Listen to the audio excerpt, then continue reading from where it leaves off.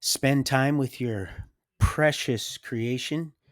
And we just ask that you just continue to bless us, Father, as we extol you and lift you up. And thank you so much for bringing my brother back to me safe. And I pray that his wife has a safe journey back with the horses. And Father, thank you so much for what you're doing in each and every one of our lives. In your precious son's name, we pray. Amen. So great day today, people. Awesome day. So my bro got home last night, safe and sound. Um, Went down to Dallas. Um, I found out later, like I said, I try not to. I just better off only knowing what I need to. It just works out better that way. Excuse me. I just got done sharing a burger, half of a burger with my bro before we started this segment. He's done a lot of work while I was at work today. He got all his backlighting. He's got some recessed and flush mount lighting he put in. Of course, he's really good at doing that kind of stuff. And then the this he's got a backsplash lighting that just it's gorgeous. It's absolutely gorgeous. But yeah, today awesome work day. Um, and like I said, I made sure that I went through some of these papers to try to find that write up that I was talking about. It was a miracle, and I found a bunch of stuff, one miracle after another. But first, I jotted down a couple things that I wanted to brush over, and I also realized after I ended the last stream that I veered off, and of course I would have probably picked up where I left off and weaved in and filled in the Mark Miller chapter. Like I said, I remember mentioning him in a way earlier segment where he, um, we kind of we didn't really even know each other, but just in passing, like I said, he was a dog handler, and not approved to go out on. He was one of the ones that weren't going to be going out on crew, but they would use that would be a good fixture there in camp. And so, like I said, they had a dog program, a cat program, to help sheltered animals that are neglected and abused and have been just abandoned and whatnot, or rescued by the Humane Society. But so I made sure I wrote that down so that I would go right back and then finish that. And then there's a bunch of stuff that had taken place also with Vadim, which is just really amazing. Those I learned so much from them Russians. He's from Pierce County also, and I left a message with his mother. I didn't get a reply back, but she doesn't, as far as from what I understand, she doesn't speak really any English at all. And then I've got Sheila Zelinsky, which I'll go ahead and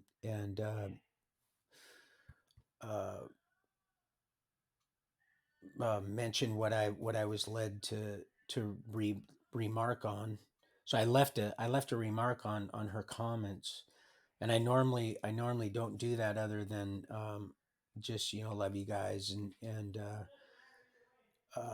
have a blessed day and stuff like that.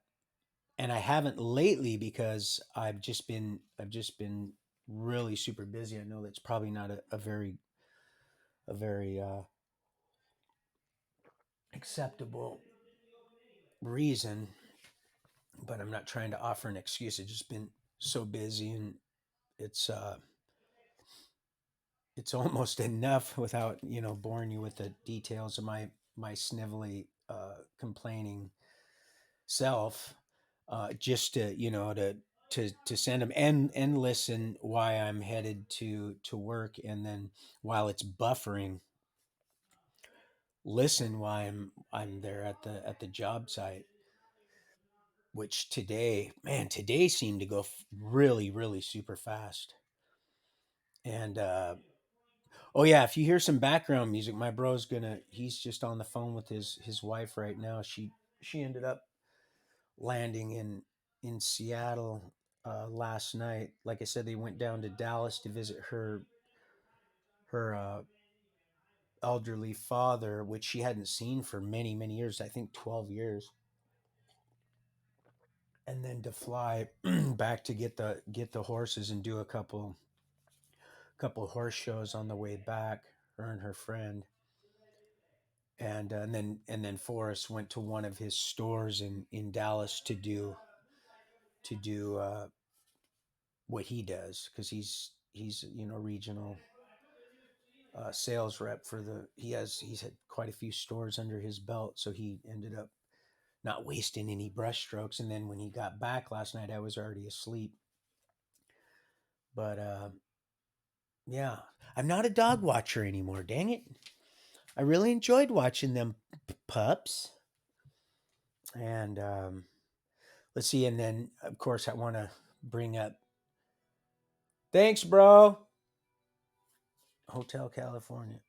He's got it down low enough to where it won't. So Space Force. I want to bring that up because I was led to and and I'll probably say this again, but that light right there, that light uh, was lit up again last night. So I was gonna unscrew it and move it to one of the other outlets, but I had gotten up. Actually, it's when Forrest got home. I was going to get up and say, "Hey, dude, check this out." But I was already, you know, I was pretty much. Oh, I was almost asleep, and I opened my eyes and I seen that light illuminated, and I was like, "Man, I'm going to try to get a picture of this."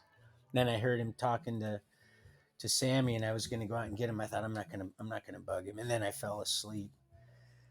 And then I'm gonna bring up.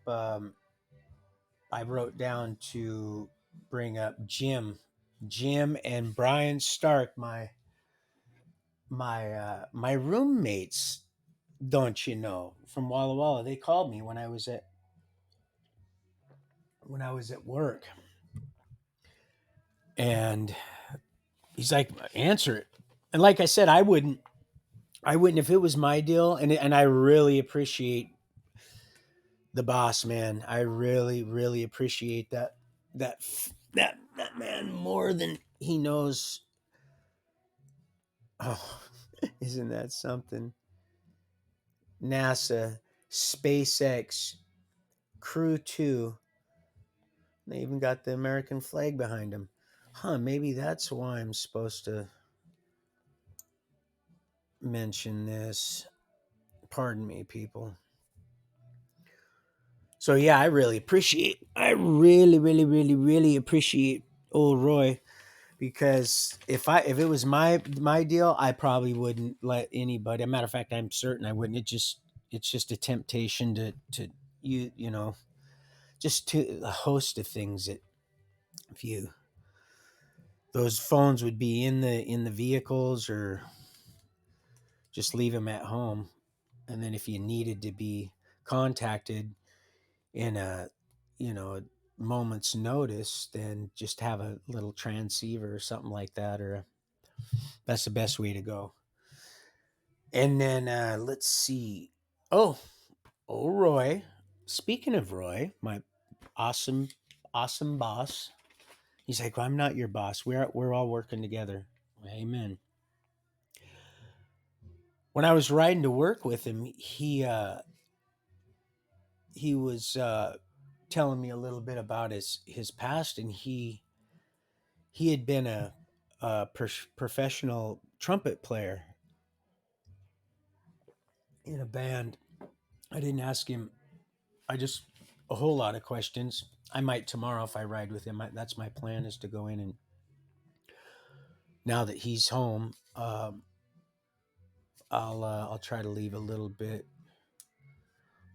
early and ride with him. But yeah, professional trumpet player, and for many years, he said he got paid quite a bit of money. But there were some other things that were,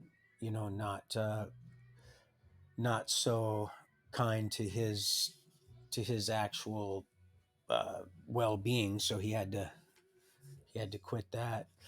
And then let's see what else, man. Once I started digging a couple pieces of paper out, I got Stephanie C. Cunningham, my attorney's,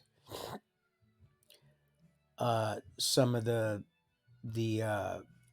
court documents and one of her letters, uh, just for FYI, just to show you. And let's see, a couple poems. I think I might have already um, recited. I already shared in a couple other segments, and then a bunch of other papers that I found. I'm like, oh man, maybe they'll have want me to share that. And then this right here, this is just some prison doodle here, but this is something that I did when I was in Dragon Ball Z, Miss Z's, and that's her name, Miss Z. It's I don't know the how to pronounce it, but it's and we were to address her as Miss Z. But I drew this in her class right here. I drew that, and it is really similar to the one that I drew for, but except on that side there was a big O. On the one I sent to Millie, was there's a big tree on the other side, and then that eagle was coming. Anyway, I'll probably share that again, and then let's see, where's that other piece of paper? Oh, here it is, right here. All right, let's see. This right here is what I was referring to about a target date. Now, see, here's the real kicker here for these Kenosha kickers. Man, I am absolutely beat today. Today was a man. I'm telling you, it's almost been two full weeks of good, honest service work.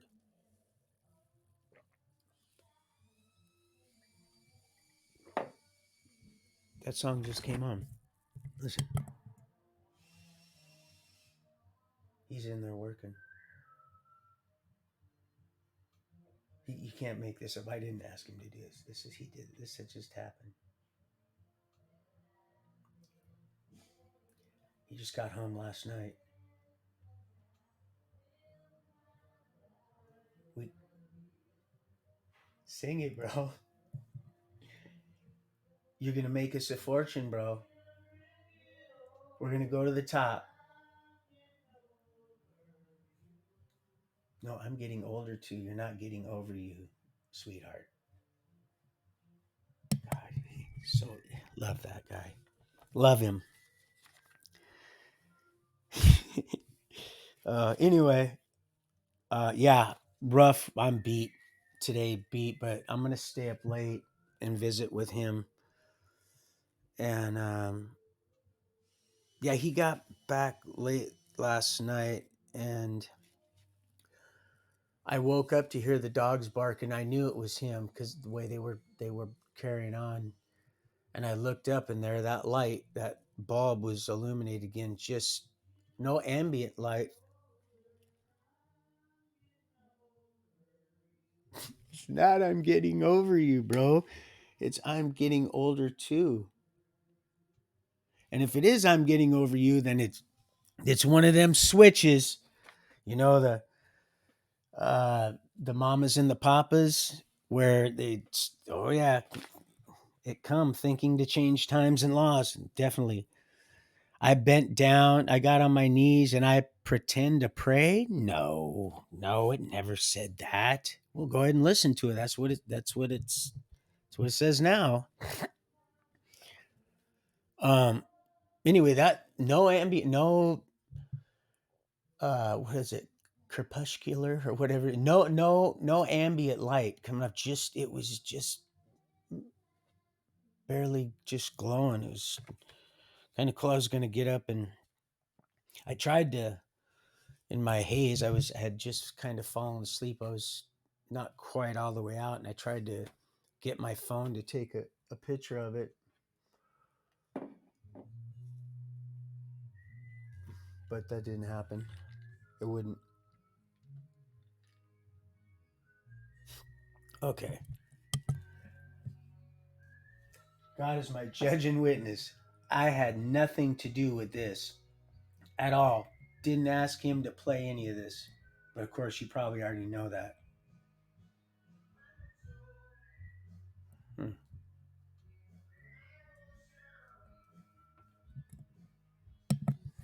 Um,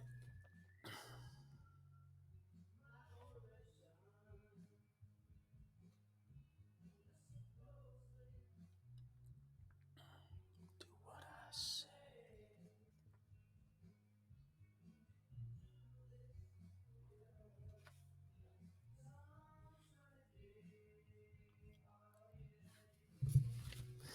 Um, yep. So anyway, here's that target date I was telling you. They slipped up by that that counselor writing that on there, off to the left. 8/25/19. Well, look at the date. Look at my actual. Look at the release date. But they did give me 62 days on an 84. You were sentenced to a total of 84 months, 0 days. The county awarded you with 125 days of jail time credits and 62 good time days. Your tentative release date is 2/25/23. Max date 6/26/25. Right there. Of course, that's not my handwriting. This is DOC paper. This wasn't even, this should have never been, I shouldn't be holding this piece of paper. And there's the target date. So when they overrode my custody, usually it's the other way around. You're in trouble. And it was, and I knew.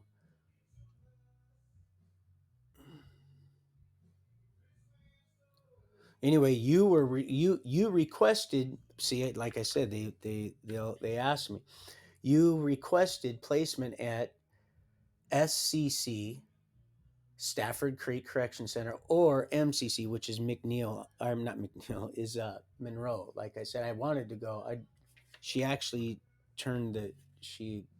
It was McNeil Island first, but she wrote something else, which is fine. I don't. Maybe she just heard it back. That happens to me. Dyslexia. That was pretty cool when you shared that with me about myself and what I didn't understand about dyslexia and how it's something other than just, you know, seeing words backwards.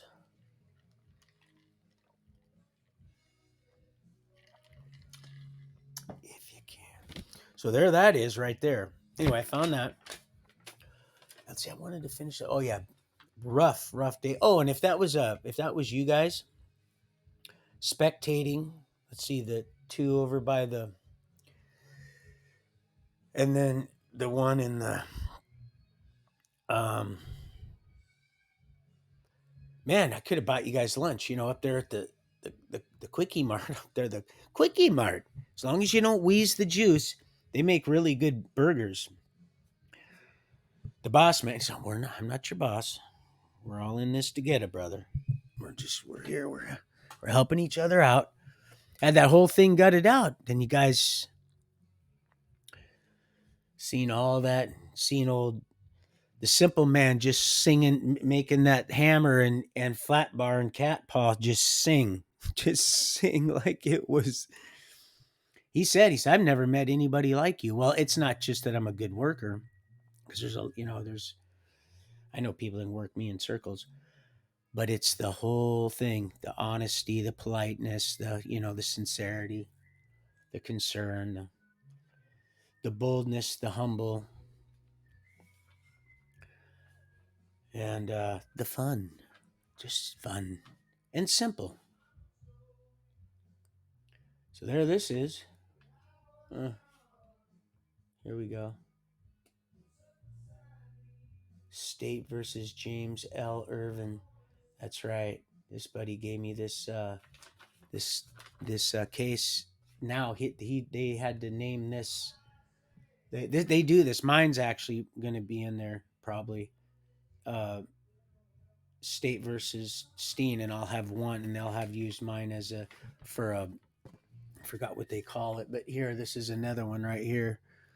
That's State versus James L. Irvin, and that's his deal. That's what he did. He actually helped me out. He knew my brother Scrappy. Otherwise he wouldn't have given me the time of day. And he was quite the dude. And he's like, "Yeah, you're Scrappy's brother." Yeah. He says, "Hey man, I heard your." And he goes, "Here, use. Go ahead and look this up." He goes, he says, "Man, I took this judge for a straight ride. He never recovered from that. I rode him hard, like the punk he is." And sure enough, a lot of them. They're just little sissy punks. Let's see. Let me show you what else. Oh, and then of course here's this. I don't know why, but this is on here. So when I sent Tori Musette that to Millie right here. Oh, look, the thing just and then, pardon me. Oh, right on. And okay, well, see, I don't want to go backwards, so let me go this way here. So I gets this. So, like I said, she had told me she didn't know if there was a whole lot she could do, and like I said, she was speaking to me in you know, logistic when it comes to uh, court jargon. I didn't understand her legal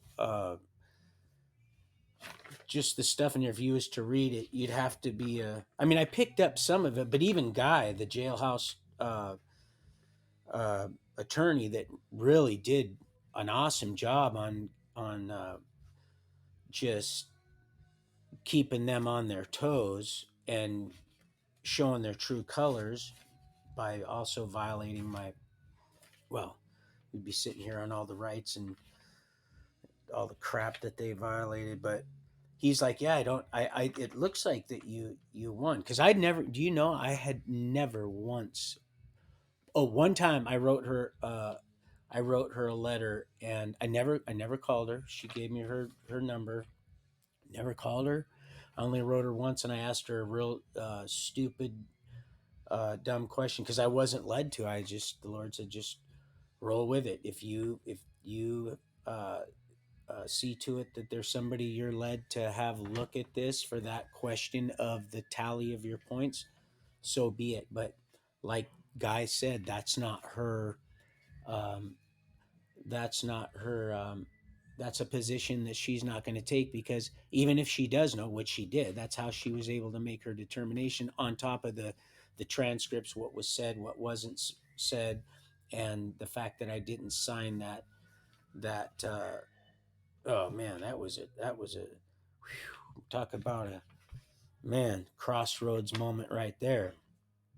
Um, and I was just led to something, and oh man, ugh, my daughter, and I didn't want to disappoint her, and I didn't, but there was something that was just I couldn't even put that pen to that paper at all. And normally I just sign it like it's, I don't even, I mean, who does really? They just sign away.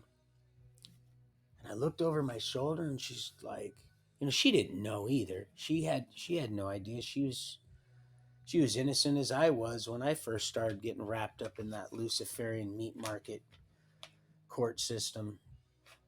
And so she's, but years before I would have looked at her and I said, all right, I'm just gonna, I'm not gonna put her through that. When really I'm the one that's, you just, you're so used to being done dirty that, seriously, you're so used to being done dirty that dirty is just it's just the going thing in little Donnie Steen's life. And I didn't expect, I told you that, didn't I think I mentioned in one of the segments. There was a matter of fact, I remember I did when I was in King County Jail, where they had the breezeway. See, they at least spent the money on their fleecing by, you know making a breezeway for the crooks to get from one side to the other safely without getting squashed like roaches on the road. All the frantic Seattle commuters, but they left me in that damn jail for 2 weeks. I went to Nerf, got sent back for saying this is dumb or something. They said, oh, it's kind of like Larch. Oh, it's dumb, huh? Well, they just got somebody to replace you like that. So and off I went.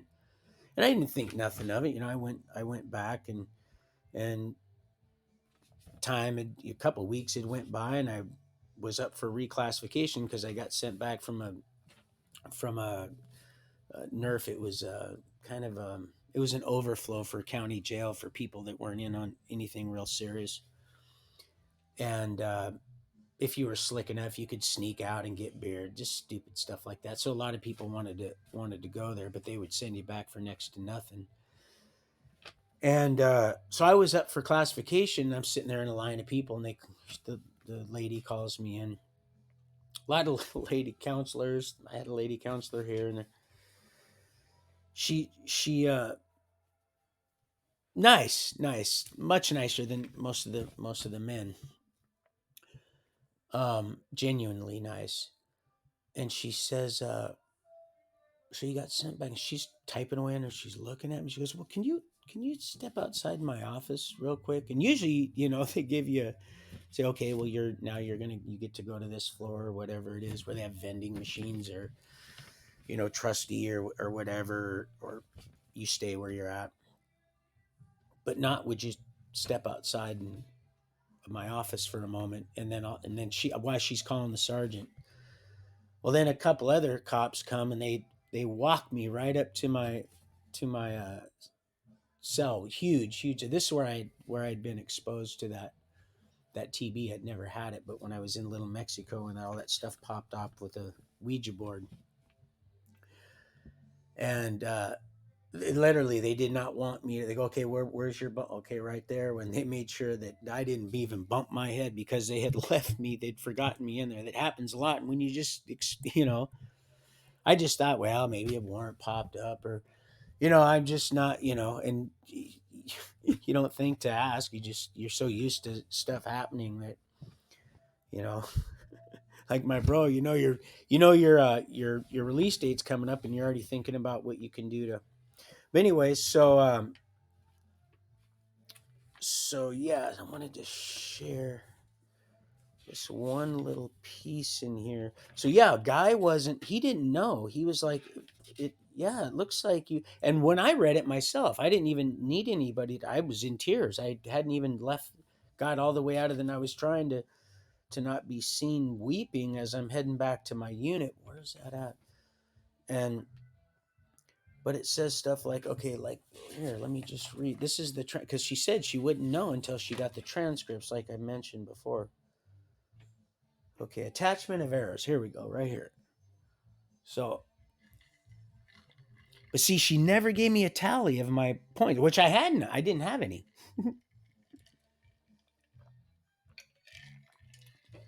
She didn't say that though, because that's not her. That wasn't her deal. And had I called her, which I was led not to, and a lot of amazing things happened because of that. Because I've had people say, "God, why don't you just Steen? You got the number. Look, she's been writing you all this. Look, she said, if you ever have any, just give me a call, and you can call Colette or go through your counselor so we can talk on an attorney phone, so they're not listening to what we're in. They're still listening. They don't care. They know the whole thing.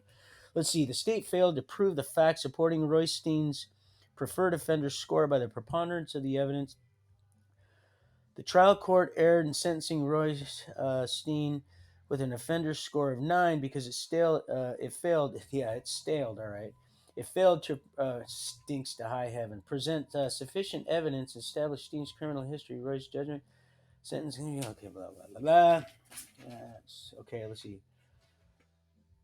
From the state. Okay, see, this is kind of from the state. After Roystein objected to several prior convictions and asserted that the convictions should have washed out. See, and I don't even remember saying that. And my daughter's back there going, "Oh Jesus, goddamn, please!" I can hear. Her. I hear. Her. I hear just like when that judge said, "Well, I'm not going with the plea bargain," and I heard, "Ooh," like she got kicked, just like that. And then of course he went like my buddy Ward, and he said, this might turn to bite me in my heels. And I literally I seen this, I seen the shedding of a reptilian skin right in front of me. I could not believe what I was seeing. And that dude just went off. Never. And there was nobody in it. There was only one person over in the courtroom. And I'm sure that was an angel. And it was my little towhead little daughter, my little silly, sitting there. My son, he didn't like going to all my court stuff. He was up picking berries at I think he was at not Van Lurp's. He was up at Spooner's. That's right. I think I mentioned that with old Hagler and God, Lewis Hagler, that poor guy. Jesus, Bob Falk. He's got that House of Mercy. Anyway, from Steen. Let's see. After Steen objected, let's see. Steen's case should be remanded. Yeah, you damn right it should. October. Let's see. Blah, blah, blah. Oh, and this is where the daughter of the devil himself is spewing off about what she thinks is 30 days. That's all I should have gotten jail, period. Now, of course, they got me for 15 months, $1,800. Well, more than $1,800. 15, $1,800, and another 18 months. Oh, yeah, and I got all the paperwork right here to sue them. And it's a simple slip. Check this out. It's so simple. And I just, my buddy Tim, as he's lost two of his, we prayed over his feet. Thank you guys. We saved most of his foot, but one of his toes. This is it right here. That's all it is right there. It's a claim. That's all it is. Pierce County. That's all it is right there. Because supposedly they have because Obama, there's so many people going to prison. He's unlawfully, and God, what a tragedy. He lowered the price from basically whatever somebody was willing to settle for, or a jury was, seen fit, to $50,000 a year, which is God. That's nothing. Of course, I had some other things going too. I lost, Roy, and I had to release his body.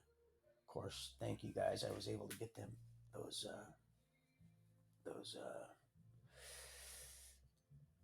the carving tools, the chisels, which was awesome. Thank you. And didn't even get the chisels I used. He did that totem pole, and then I went ahead and was led to do mine. I didn't even think about his. He gave me like three of them to get started, and then I did basically did everything with a knife. and then gouged it out with the ones he gave me. It's all I wanted was, and he had a lot of tools. But the ex-wife's daughter and her new husband got everything, and I'm not sore about that. I got his clothes. Nobody wanted his clothes, and I had to. God, these boy, they were just stunk like you said. Cigarettes is just boy killed poor Mac. I knew it would too. I said, man, listen, you need to let Shannon. I love you guys, but man, she's gonna kill the. She's an old Mac, dead on his. Let's see, at sentencing hearing, let's see, held the following day. The state presented written stipulation of prior record offender score, continuing the list of Steen's prior. Let's see. Conviction. Shasta County, California asserted that without this conviction, his prior class felony. See, I don't even remember saying any of this.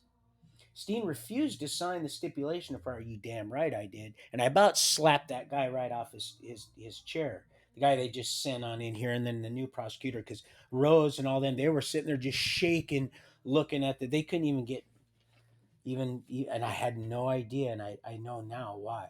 I know exactly why. Let's see. In response, the state informed the court that it believed its preferred was accurate based on information we gathered from the Washington State Parole Patrol. Nothing to see there. Oh yeah, Miss Lionel, I love you guys, and Lynn and State Patrols. Hey, a lot of people with good intentions, but when the system that is and it's all about you get there, that's where your allegiance is. Now we're at a time now where none of that stuff should even be. Yes, there's a lot of good, but when the bad outrules the good, there's a new sheriff in town. It's just the way it has to be. So yeah, it's oh yeah, they look at you're like, well, God, these are real.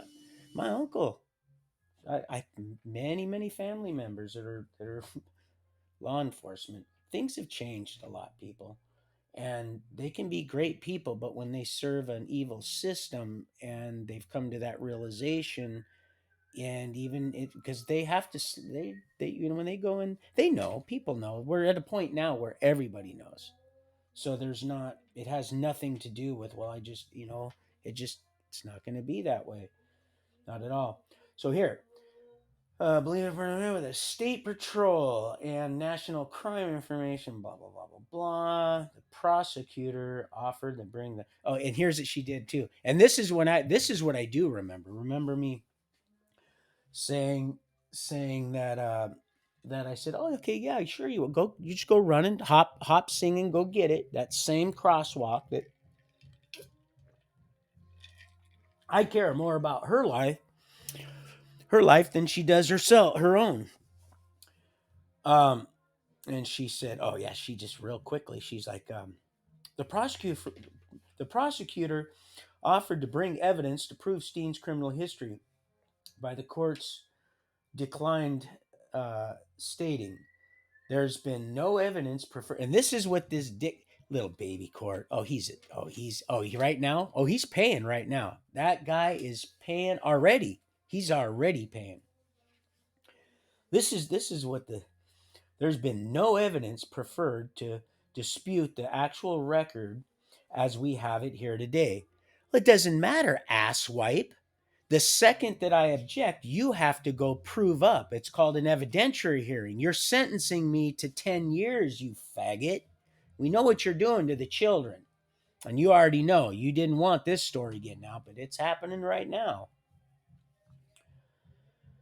The court is satisfied with the. Oh, yeah, I'm sure you are. As you're back there rotating on, you guys are sick people.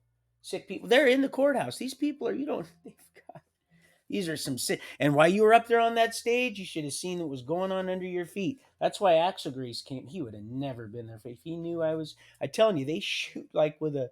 That's how I figured it was probably friendly spectator sport today, because they wouldn't have got that close to me at all. They wouldn't have been able to. So yeah, uh, call again. I was in the I was in the Tractor Supply, listening to little chicks. They got a bunch of little chicks in, and I had to go get. So I don't have to dig through because I still got a lot of my stuff. A lot of my tools are packed up. So I figured, well, I deserve a new utility knife. So I went and bought one of them. Let's see. And so yeah, just call back at 253-441-6171. Let's see. With some exceptions, okay, this is what my attorney. This is where she's. I'll go over that because you got that. I'm going to bore you with the details of that.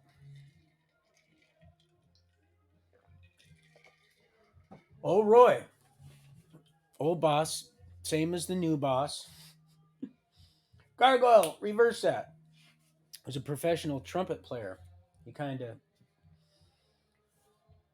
told me a little bit of his past life story, and he said he got paid real good money, but it was taxing on his spirit and his soul, and his physical body was paying. So he started doing carpentry work and demolition and just bringing things out of condemnation.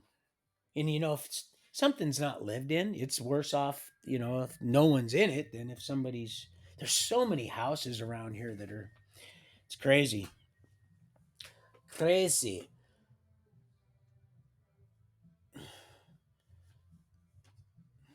See, this is all the stuff. Him and I, we'd fall asleep right after Fred passed and stuff. I'd spend quite a bit of time there on the weekends when she would go because she went right to Boeing. Didn't even have a GED, Billy, but he had just got a job there. So when he got killed, they were very family oriented. Paid for the funeral. So many people at the house and gave her a job without a GED, very well paying job, and she just. You'd think that everything was fine. She'd go to work, neglect and leave the kids with whoever, and then on the weekends, right back to a real mess. The mess that caused the whole shit show to begin with. Which I knew, there was a home. Don't get me wrong, but when he wasn't he. Yeah, she really didn't deserve him, but I needed him, and that was the thing. We all did, and so that's how that worked out. Let's see. Steen did not enter a plea. Okay, see, here's my turn. Okay, let's see. State may be relieved of its evidentiary burden only if the defendant affirmatively acknowledges its preferred criminal history.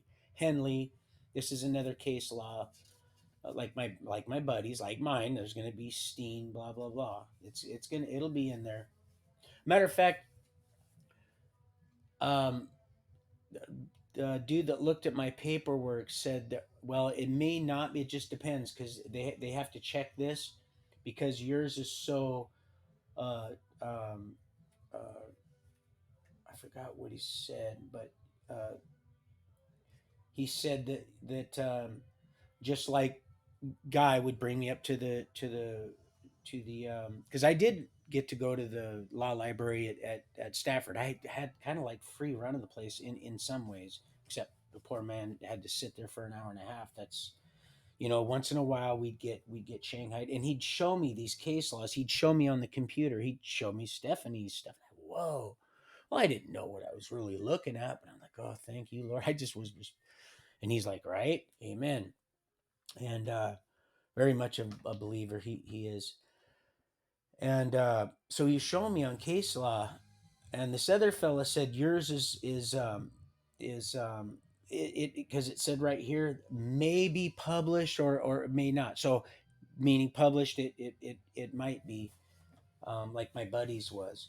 So I thought that was kind of neat, but it's already law. So the Lord's like, oh son, we old hammer line. Okay, so the state may be relieved of its evidentiary burden only if the defendant affirmably acknowledges preferred criminal history, Henley. But when the defendant disputes, and I don't even remember, I do not remember doing that. I just said, man, something ain't right. That's what I said. I got the transcripts right here. I do not remember saying any of this stuff. I remember saying a bunch of stuff, Mark Twainy stuff, and I remember my daughter. Oh wow! And I just couldn't sign this. He goes, okay, let's. And this is what the guy did. This is what they do. It's like he said, you did 61 days.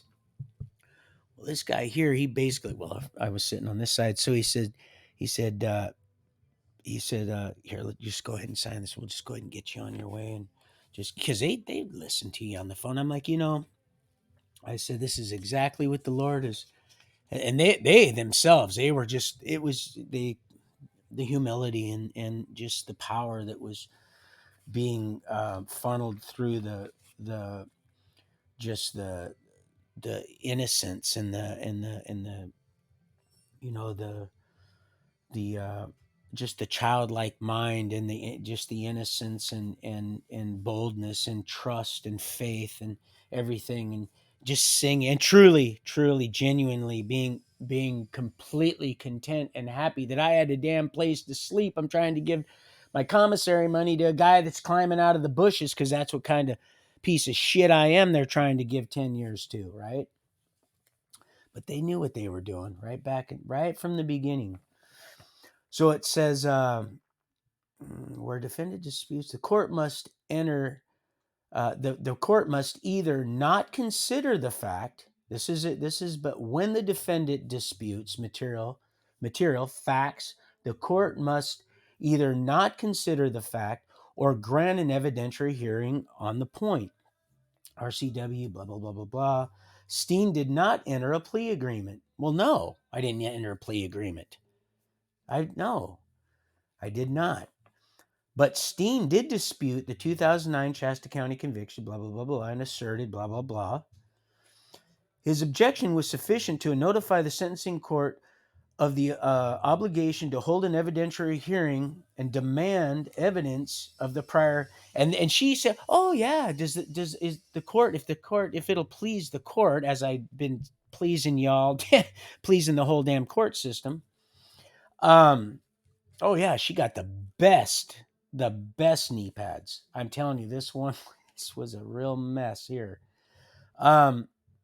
I'll go over and I'll go. I said, and then I was like, okay, you go hop sing right now. I looked right at her and she's, yeah. This was before. This is not the day that. Actually, I just caught something. This is because they held it over. Matter of fact, I'm gonna have to read the transcript so you don't think that I'm joshing. Of course, you don't. That's when they sent in the new prosecutor. You see, when they sentenced me, they set it over because I mentioned this, and so she was supposed to go get that evidence, and she never did. They set it over. They recessed till the next day, or next couple days, or whatever it was. Maybe I'd already been to Ver. I'll have to read the whole transcript to you. But when I went for the actual sentencing, because Cecilia was like, "Dad, just just go with it. We're gonna be there with you. I'm gonna come visit. I'll send you your packages." So they had already known. So I'm gonna have to get the transcripts, but it couldn't have been more than a week. But I looked at her and I said, "You go get that paper." And he said, no, oh, that's what he said. This is when he said this. He said, there's been no evidence. Okay, no, let's see.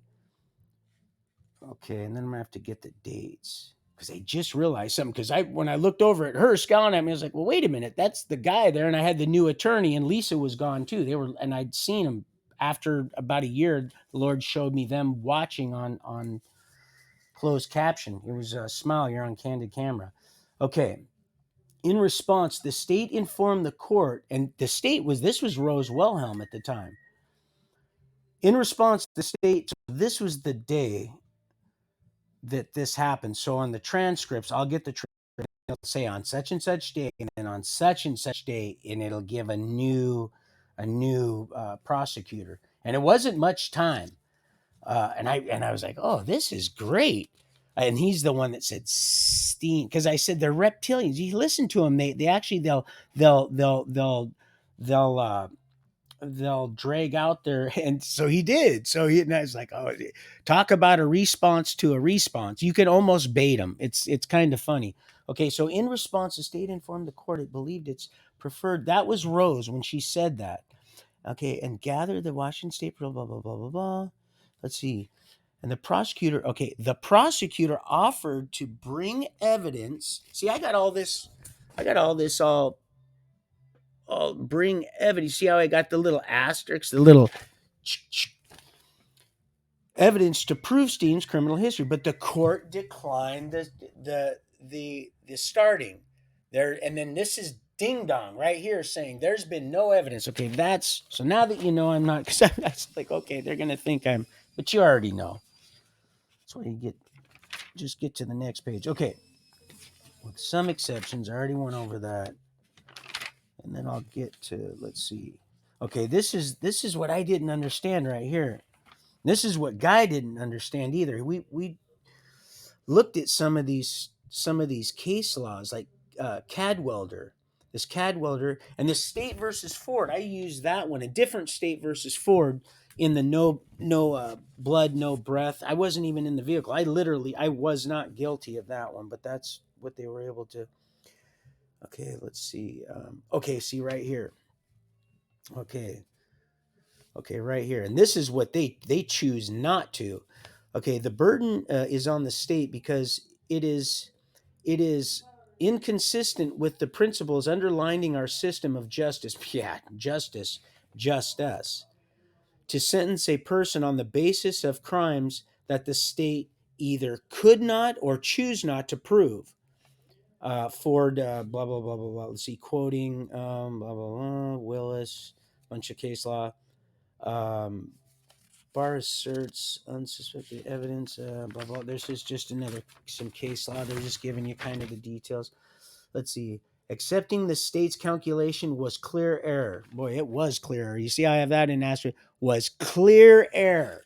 You damn right it was. If the defendant does not affirmatively acknowledge the criminal history in the state, does not provide facts informing, establishing that history, resentencing is required. State versus Mendoza. God, I love that State versus Mendoza, because when I was reading this, I mean, I was just skimming over it quick. You read that fast going to, well, I really did. I had it. I was in tears.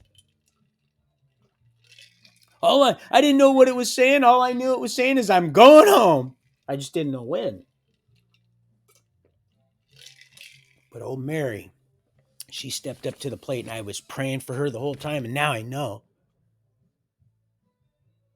Wow, that was odd.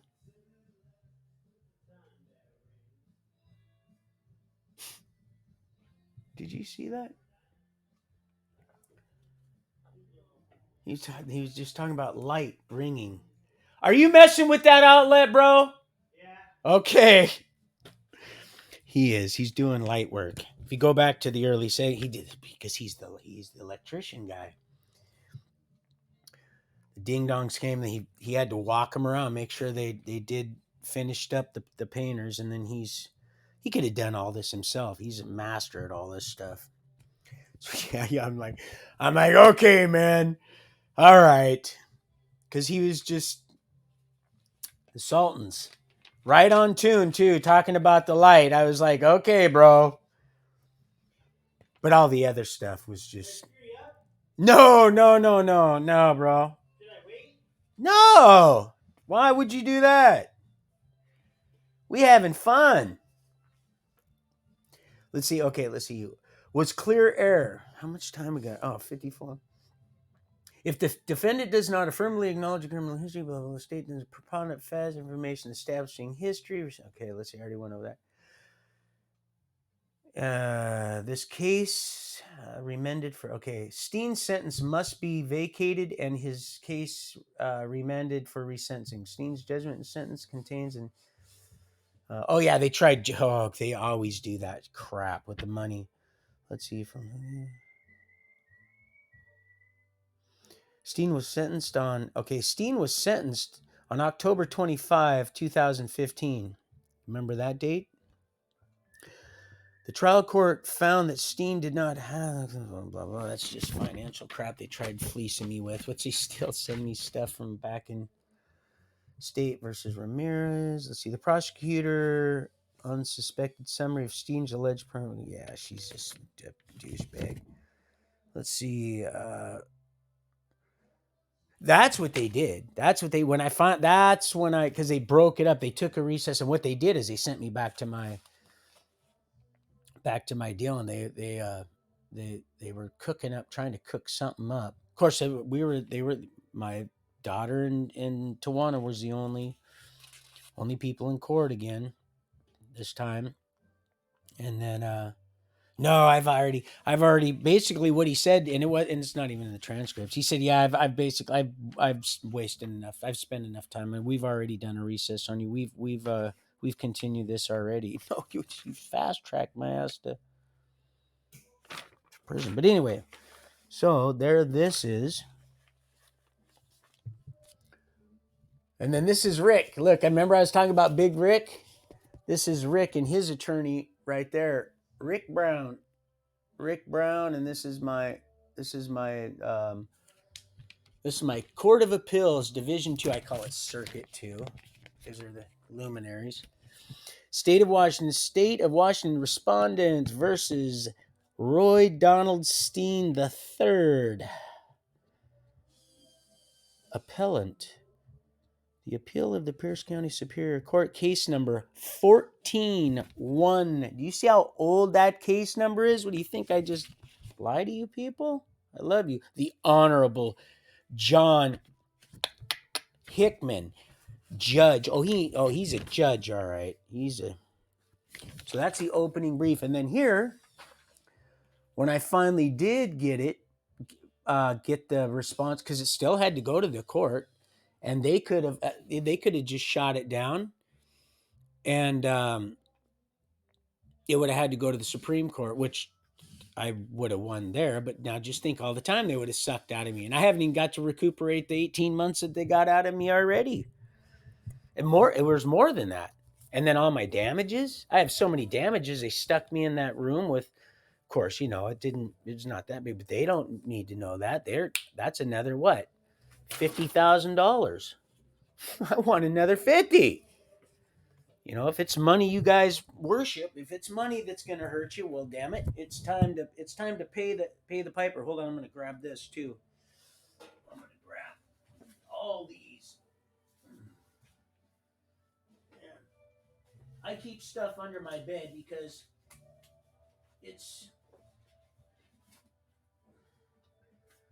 that actually fell, but I keep everything, my computer, everything under the bed, and keep everything all tidy. So if she wants to come in and vacuum, I vacuum and stuff. But her and I are a lot alike in that respect, is we're very, very cleanly, and I like that. I like clean. I'm a not mommy dearest, but Okay, where's that other? Here it is, right here. And then here, and then I got this. After I got the response from Circuit 2 Court of Appeals, they agreed on it. Matter of fact, where is that piece of paper? I want to show you the judge's actual response. Where is that one at? Pardon me, I didn't mean to blast that before I show you Mary's. And then I was like, oh my gosh, this is amazing. Lord's like, yeah, well, son, you where much is given, much is expected. And you have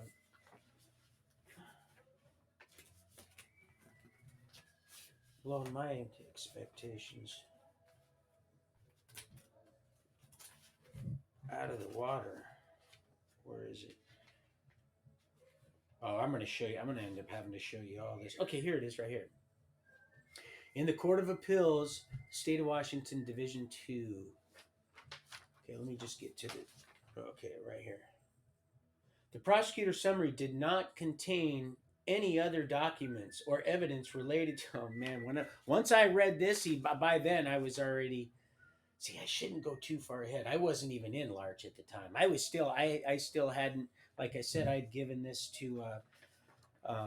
my stuff to Steve, the jailhouse attorney they referred me to, and I would never have given my paperwork to anybody. You just don't do that. Let alone let him take it, But but he had it looked at in an hour, and he says, "Oh, dude, yeah." He had actually had one of his little torpedoes come down and said, "Oh, Steve said you won." And I said, "Really?" And I said, That's what I gathered, but you know, and then so once in a while, and again, I wouldn't sit and go over. We'd do our own thing in the yard in the morning times if I didn't get sent out, especially right at first until I got certified, which I have all those certificates. I'll show you those here in a minute with old Jerome Madela. And I'm actually going to send him a picture when I nail an elk. I told him I was going to.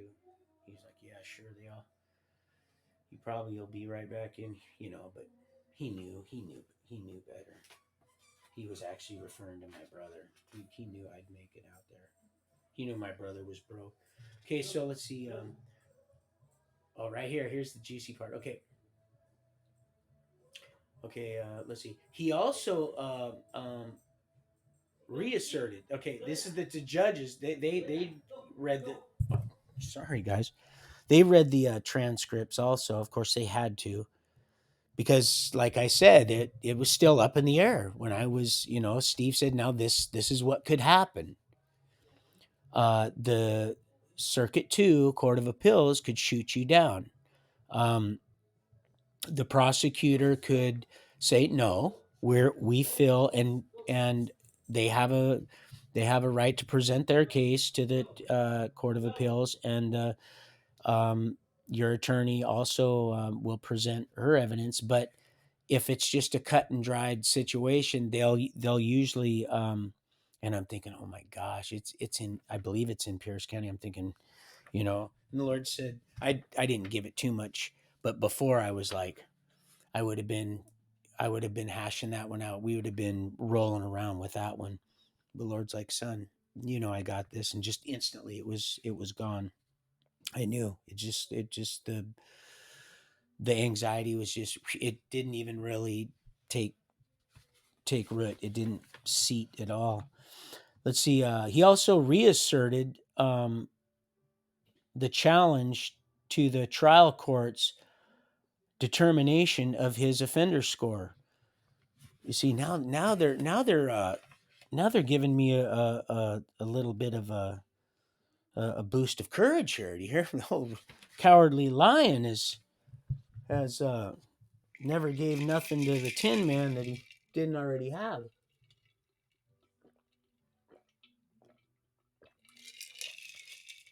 The day the music died. Let's see, Steve. Let's see. Let's see. I'll just get to the. In 2014, Steen was charged with the shoplifting. Let's see. Oh, right here. We reverse Steen's sentence and remand for resentencing so that the state may prove Steen's criminal history by the preponderance of the evidence. We further instruct the trial court strike the interest. Yeah, strike the interest. Strike the interest. Do you know how much I owe King County? Supposedly, over. I think it was maybe $1,000 originally, maybe 800 or something. It's up to like, I kid you not, it's up to like 12 grand. I'm serious. I probably more than that by now, just in the interest. And when a judge found out this, a decent, it's kind of like one of them Murphys. There's a few of them out there, but now we're getting to the point where they can't, they can't deny what's, you know, who they're, getting their, kibbles and bits from, and they're going to be held accountable. So, it's one of them jobs, like I always say, it's, well, God, this kind of, I said, well, someone's got to do it. Might as well be us. And it's one of them jobs where it's like, well, yeah, someone might have to do it, but it doesn't have to be me because you're going to be held accountable. Okay, the trial court agreed that Steen, blah, blah, blah. No other evidence was submitted to the trial court regarding Steen's prior, blah, blah, blah. Steen objected to the state's calculation. I don't remember doing that. Specifically, contested his inclusion of the 2009 conviction, Shasta County. Bostein and counsel declined. Well, that's because I told him, and he said, well, what he did is he told the judge, because I'd never even seen this guy. He had just walked right in. They walked. I expected to see Little Orphan Annie along with Rose no longer at the helm. No longer at the helm. Uh, yeah. The prosecutor summary did not contain any other documents or evidence, and she didn't. She goes, "Well, with the," and I was like, "Yeah, go get it," because I knew in the back. And my daughter's like, "Dad, please, oh my God!" I could read her mind. She literally was going, "Oh God, they're gonna nail you." Well, what are they gonna do? Give me 84 months? What are they gonna do? I've already planned on doing the 84 months. Lord said, "You go in there, you plan on doing that, and I got something for their ass, and you are it."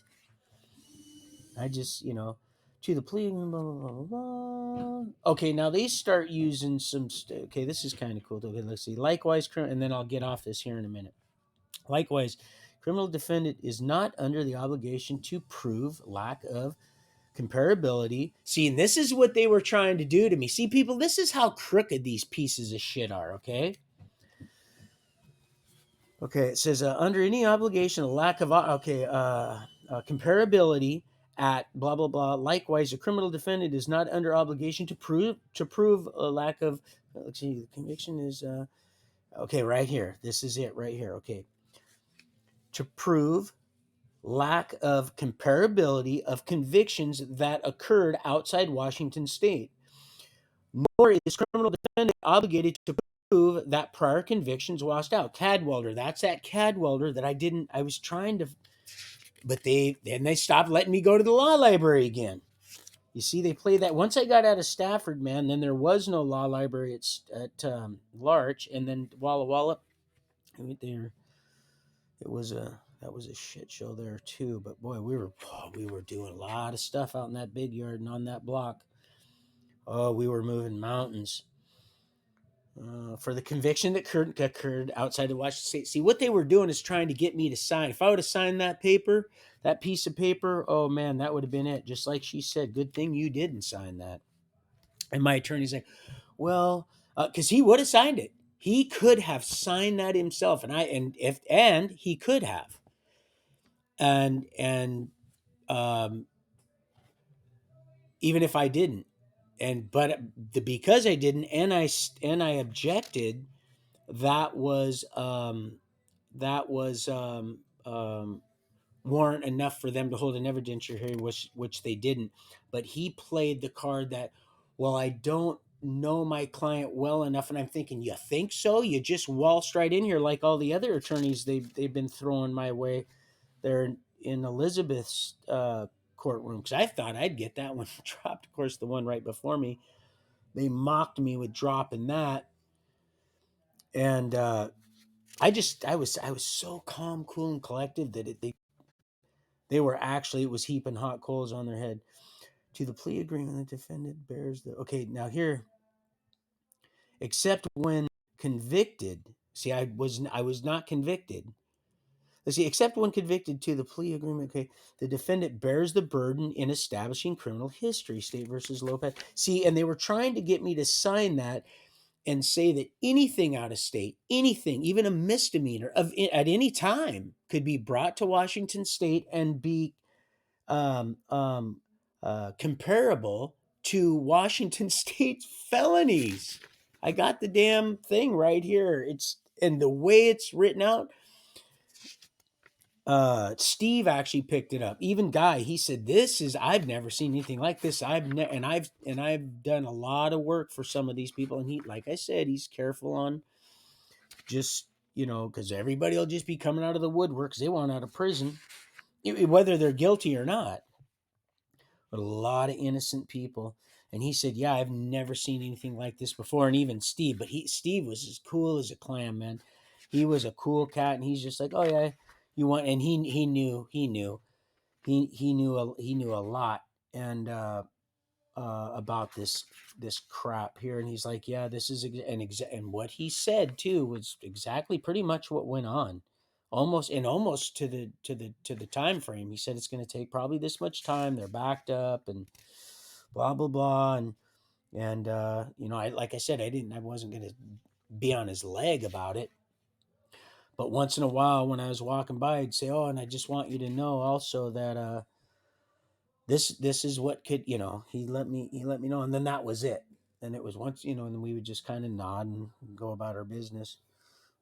And kind of like me and Mark Miller, and I'll go over that because I forgot to. I didn't forget. I just got off, kind of veered a little bit, and about Mark Miller. Yeah, but this outside of Washington State, only as it's holding that the state is not permitted to present new evidence of the defense. And that's exactly what they were trying to do. They were trying to present any new, they wanted to bring in, she wanted me to sign that. That way they would have went and I would have been screwed. I would have been screwed. I would have been so screwed. They were brought up any and everything I had ever done. And there would have been a comparability. The state is not defended was required evidence. Interpreting convictions of Kansas that would not have prevented the earlier convictions from washing out. Okay, let's see. Steen had not previously agreed to the state's proposed stipulation, and he expressively, well, I didn't expressively, I was up on top of that damn table doing a little jig, and I just don't remember exactly. And I know it complete. Let's see, expressly objected to the state's summary below, and in particular, or and in particular to his inclusion of the 2009. That's because these bastards, they're just so, because it was a misdemeanor. Oh, but they weren't going to have that, were they? Which I had already paid for. I had receipts of that. I paid for it, got out. Remember, I told you they let me out a month and a half early because I'm a piece of shit, troublemaker.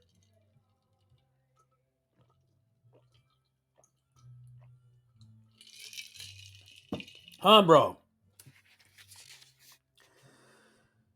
Steen's right to due process in suggesting that the state's evidence was sufficient because there's been no evidence preferred to dispute the actual record as we have it here today. He's quoting the little baby to the little chimo. Yeah, the judge, he's a fucking child molester. He's sentencing me. Oh, he's paying for it right now in his little basement. They're in North Tacoma. I know his landscaper. Know him very well. He was a recipient of drug court. He's one of the ones they pushed through. Now you see, if they really cared about people, my niece, and like I said, she may be having issues. I trusted Chris. He wouldn't have ratted on her. See, he would have might have called her in and had the words with her, maybe talk to her, just that's what kind of angel this guy was. They pushed her through, and she shouldn't have graduated. She had more damn dirty UAs. I don't know how many times she'd been to treatment. And now, guess what? Guess what she's now? And those kids, all of them are suffering. She's back on the shit again. And it's worse now than it was before. It goes and gets 7 worse in itself. What is that, 8? 8? Well, those two, where 2 or more gather, love God with all your heart, soul, and mind, your neighbor as yourself. Well, the 2 wraps up all the, come on. You will not break 1 if you keep those 2. Try it. Go ahead. Just try it. Oh, yeah. Oh, these punks. Oh, they're dirty, dirty dogs. The record as we have it here today. Well, and it's the state patrol. Yeah. Oh, yeah. They're the only ones that'll actually park their vehicles, and they're all up in Bonnie Lake. It's because ain't none of them going to service the towns. My grandfather, he lived in the town he serviced. Not like Rose. Oh, she was servicing all of them, many counties, but not like that anymore. Why is that? Because if you're the people that you've been shined up to be, well, we would protect you, and that's exactly what would happen. You wouldn't have to worry about nothing. So what's going on? You see, your concern is pretty concerning. Doesn't really make any sense. And I'm not talking about just a few of them. I'm talking about 3-4 counties moving up there. What's going on? What do they know that you don't? Hmm? What's going on? They don't feel safe? Why not? Why don't they feel safe? I don't understand. What's the problem? Hmm? Because they know people are waking up and they're done sucking that devil's dick. They're done. They're done playing your guys' games. Done. Done. So anyway, so there's that.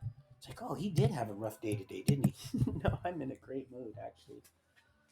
In a real good mood. Here's Stephanie's paper. Gosh, I didn't even know you could do that. There is chords in this paper. There it is, right there. Old Stephanie. Doesn't say. It's just attorney at law. She's her own pride. Oh, and then here's this song he did for me. Yeah, he did deserve being in prison. He did that. He wrote music to that. And then he said it'd be real easy to play on him. I think I already showed this to you. Took pictures of it on Facebook. Let's see what else we have down here.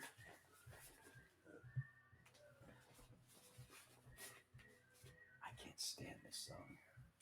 And I couldn't stand this movie. Let's see. Forest Knolls. Look at Forest Knolls. 360, and then look what's right under it. Look at that. This is old school writing. Forest Knolls 360 DOC number, and look, PO Box 19549, Austin, Texas. There's JPay, John Avon, Rudy, Brian. Oh, and the old man that I studied with, the old, it went to the Orthodox Jewish faith. That's what it is, a tribe of that faith. Israel, us or not. His name's Tom. His name was Tom, and then Bob. It was Tom and Bob. And then I found, let's see, Large Correction Center, 1531 Northeast Dole Valley Road, Dole, Washington, 9896. This is a correction. I stole this. Offender request to transfer funds. This is once I was on the. I'll show you. I was on the thing, but I had to get the hell out of there. They kept me on bald-faced hornets, man, and I wasn't doing it. And those little buggers, man, once they get up in there, and of course you guys already seen this. Lighting of the lamps. Year of completion, 2017. This is the Library of Congress, right there. They put the boots to this. It's not even my story. It's, I don't know what they did, but the devil got its slime. Let's see, where is the rest of that? I wanted to show you guys something here. Let's see.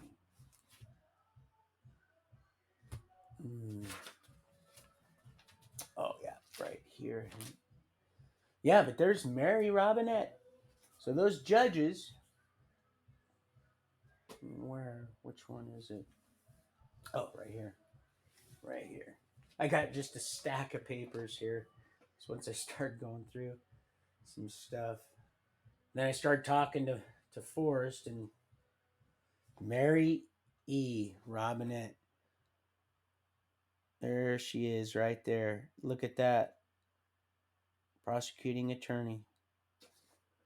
Right there. Now she's just so happens, mocking the mockers. Let's see. Where's the other? Oh, and then here's this. Let's see. I already mentioned that Roy was a professional trumpet player. Light bulb was on. Oh, Mark Miller. Mark Miller. He financial advisor. Big kind of a whale. Um, had a real shiny. Um, he didn't have a tarnished uh, reputation. Really upstanding, a nice guy, genuinely honest. You could tell this guy was real upstanding and a pillar in his community, and people, they trusted him with a lot of money. And I knew when he was telling me this stuff, because you hear stuff from people, and they're just most of them are just bullshitters. You know it, and you just listen because sometimes you just you're trying to be kind, and you can learn a lot. But he started telling me how he bought this guy, and this is where I left off yesterday. Oh, pardon me. I buy a hamburger for somebody, makes me feel good, and I wish somebody would have done that for me. I really had needed, and they did. That lady, they've left food out for me and stuff, but quite a few different, like my friends' parents trying to invite me to. So if somebody offers you something, you might be doing each other a favor. But so um, he buys this guy a hamburger and asks him, "Hey, do you want to, come home with me?" And then I'm not a Fruit Loop or nothing. I'm married, and I'll help you out, and maybe you can do some work around my house and stuff. And I think he actually put him up in his guest house and back, and completely just helped transform and change this guy's life for the better. Gave him a job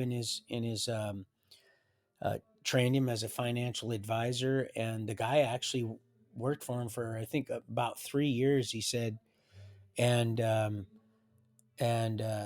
ended up going out on his own in about the fifth year total. So 2 years on his own, three working for Mark, and then on his own in Vancouver, there in the area, Vancouver, and I think he did some work in Portland, Oregon, and he ended up embezzling money from some, because Mark allowed him to he was, part of the crew, so he got some of Mark's clients, and which, created new clients by word of mouth and stuff, and like a lot of money. We're not talking about, just a few ducats. We're talking about, hundreds of thousands, sometimes millions of dollars. And uh, these people were being entrusted with. So um, he embezzles this money, and Mark somehow gets caught up in it, and he goes to prison. Now Mark has a really good attorney, but I mean, never lower the bar. If need be, remove it altogether. It's all designed. It's just a big shit show. Look what they did to me, and they've been doing it for years. Look what they've done to poor Ronnie and Shane, and we could just go on and on. That's sad. But this guy, he'd helped, and it's stories like that uh, make you not blame people for wanting to try to help someone else when in need, because you just, it kind of makes you think about pulling over and picking up a hitchhiker. Um, that, I mean, I could go on and on about tragic stories of people that, it's sad, what sin and humanity equate. Free will really is what it is. It doesn't have to be that way. Just people are you nailed it today, Casey. You're we used to skate to this song, Forrest and I. We used to go to Southgate and White Center while they were out boogieing.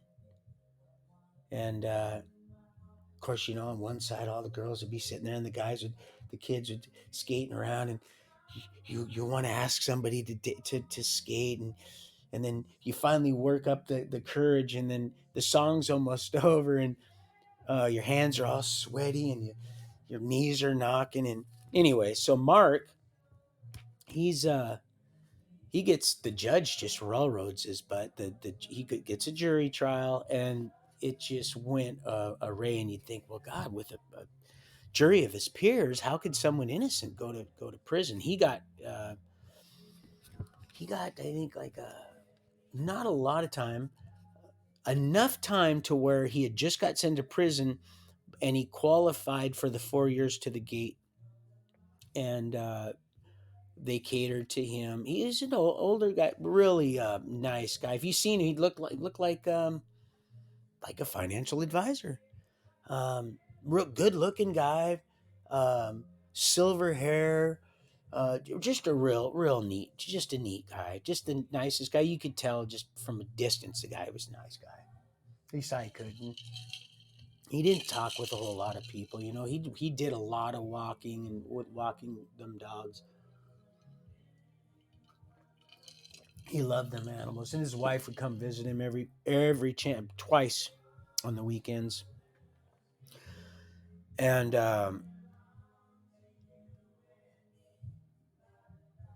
so he said one day like I said, you don't just go to somebody in prison and hey, I had a dream about you. Well, he did, because he knew that he could gather that I laughed, and I laughed. I said, yeah. He says, now you know it, I had to sit and think about saying this, and I said, yeah, I would imagine. And I said, well, what was the dream? And he said you were on stage. He said, and I couldn't see what's out. I just was looking at the side of you.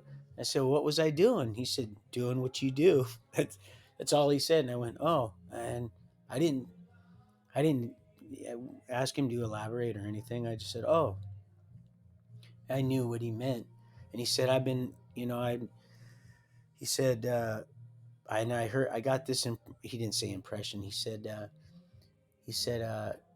something. I'm paraphrasing. God wanted him to help you. Actually, he said that we could help each other. That we could help each other. And he says, I know a lot of people in high places, and with financial pull, and they've got uh, status. They've got prestigious. They got a status in the arena, where I think it might be able to help you, and with this, because I kind of, I let him know about the, because was also on appeal. He had won his appeal, and he was just also waiting for the court of appeals to finalize his stuff. And I told him that had turned myself in, and I'd kind of brushed over just a little bit, and of what was going on. And he says, I think I know some people that will be able to help you. And I knew what he meant. He meant with everything. He meant with like the story, which were completely in revision. It's just like it's amazing. So I tried to get a matter of fact, I tried to friend him on. He has a. I couldn't do it for some reason. It was.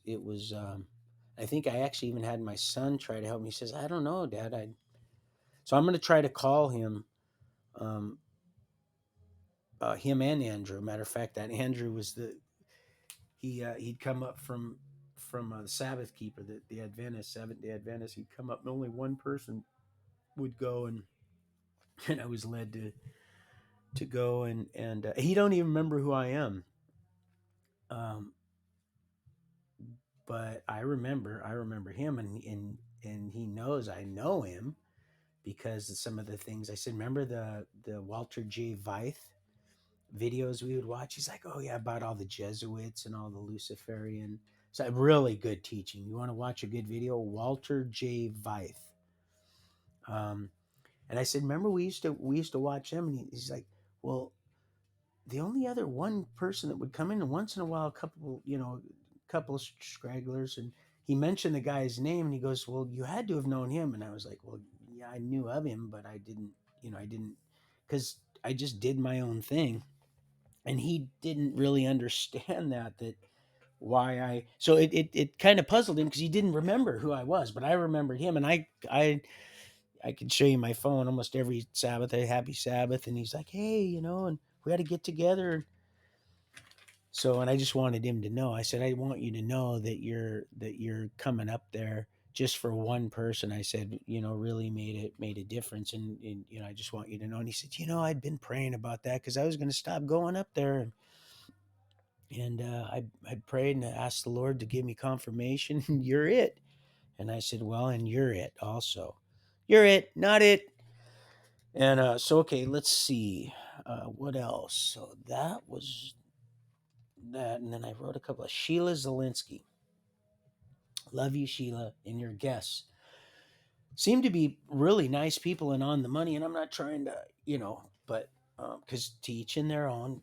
However, if I said that I loved you and I thought there was information that I could give you that would help you uh, in bettering your life, maybe even saving your life, and I didn't offer it, even if I was wrong, what would I be? What would that make me, right?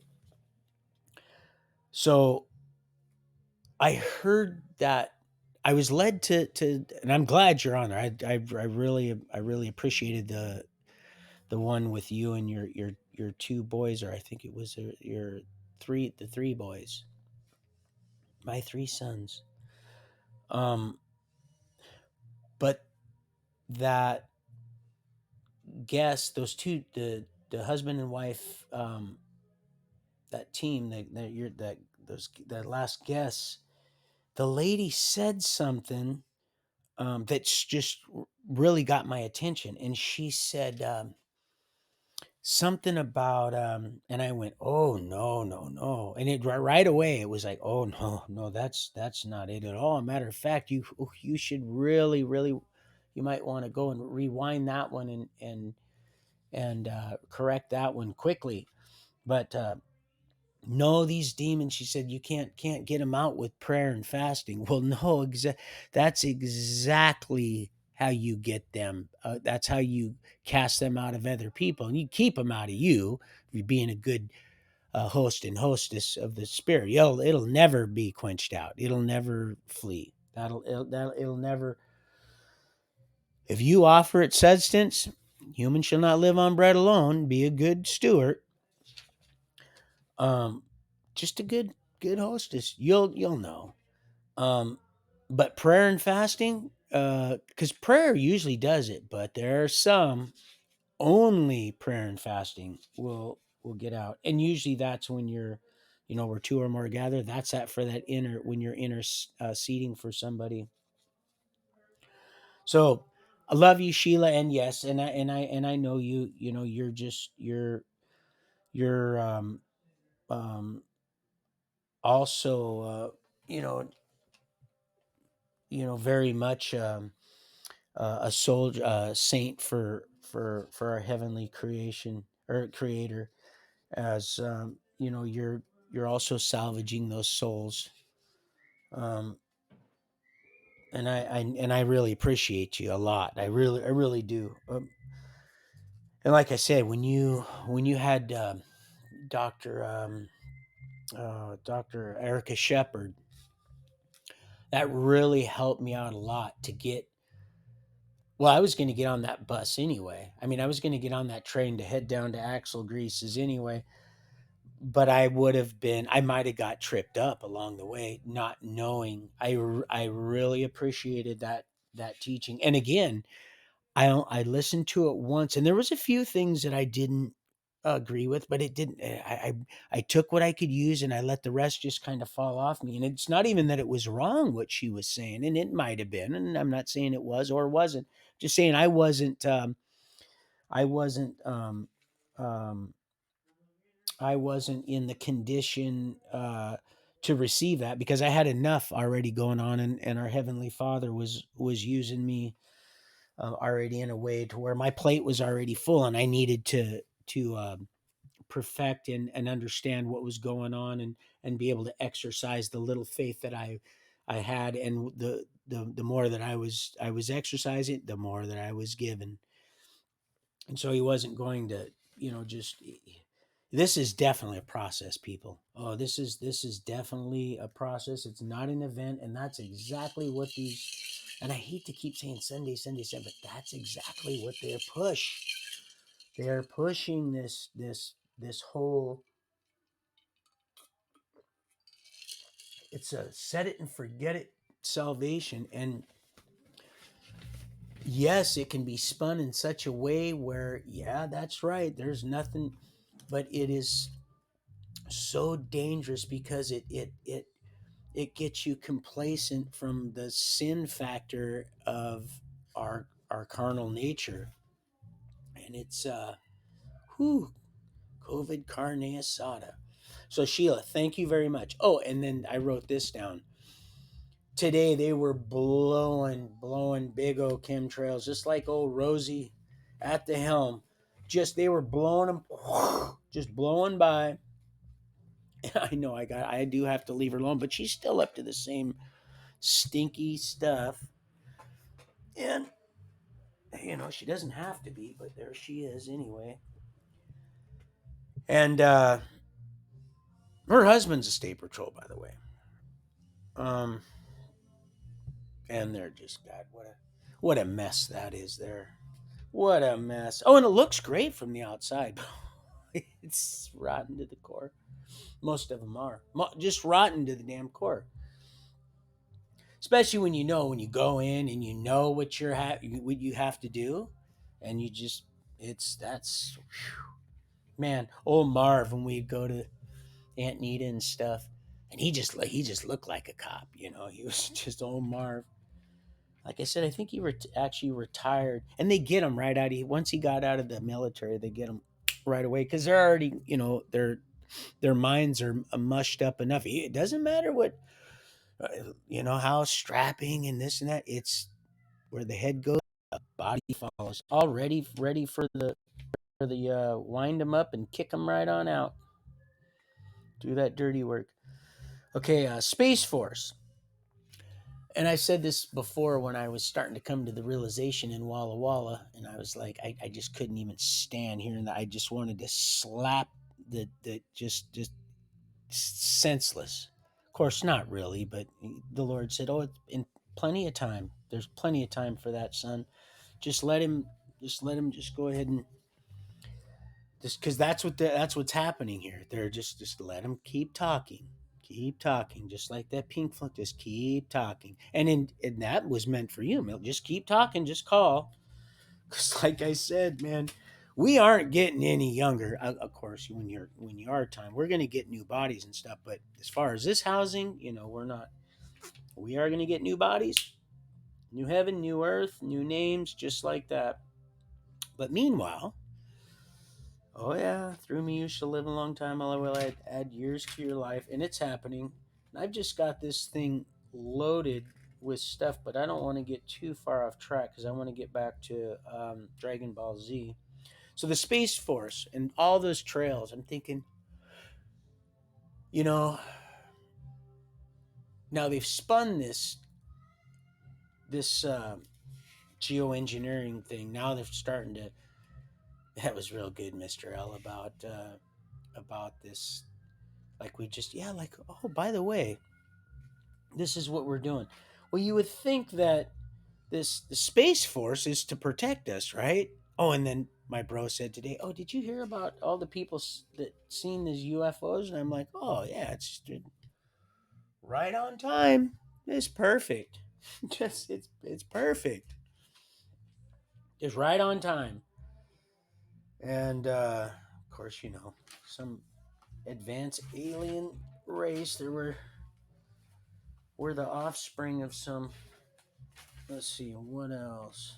So there's, what else did I write down? Let's see, light bulb, Mark, Roy, the trumpet players, and there was a couple other things. Oh, here, I wanted to show you this. This was in the back of right here. When I said that old Cole, he's like, "Oh yeah, we have We have investigators. Now, this is just one of many weirdos that were in the pedo ring for the state of Washington. And this was actually behind a photo album, one of four that I have out in my totes that Billy gave me quite a few years ago. And I will have to say, she did do well hanging on taking pictures, first of all, enough to have photos to put in photo albums and keep them. But she is definitely mommy dearest, and I think it was like the sand in her eyes scenario where she had to get them out. And then she also knew that I was. I know this might sound kind of almost like she was um, uh, exhibiting feelings of an almost human nature. This will not do. She said, you're finally to a point now. I think that maybe you'll be able to be responsible for these pictures, but and in some ways she was right, because like I said, I'd basically just been living on the she groomed me that way. So I got the photo albums and I was looking through them, and I had looked through them quite a few times. Uh, you know, I had them probably 3 years at that point, and of course I got them. I think I'm starting to say, of course, John. You got me saying, of course, I got them. Like you guys would know. Well, of course, I had gotten them. Oh, another Fleetwood song. Um, it was a while ago, maybe 20 years ago. Maybe let's see. No, it was 25 years on and off, more off than on. So yeah, it's been a while, about 25 years. Anyway, this picture, this photo actually, was behind, and I mentioned this before. I actually took this photo and put it on. Oh, they hated this. They hated it. The one of many is just John Dubuis, Gene Slover, and a few other I won't mention, but and then all the other people that they traded our photos like Pogs to.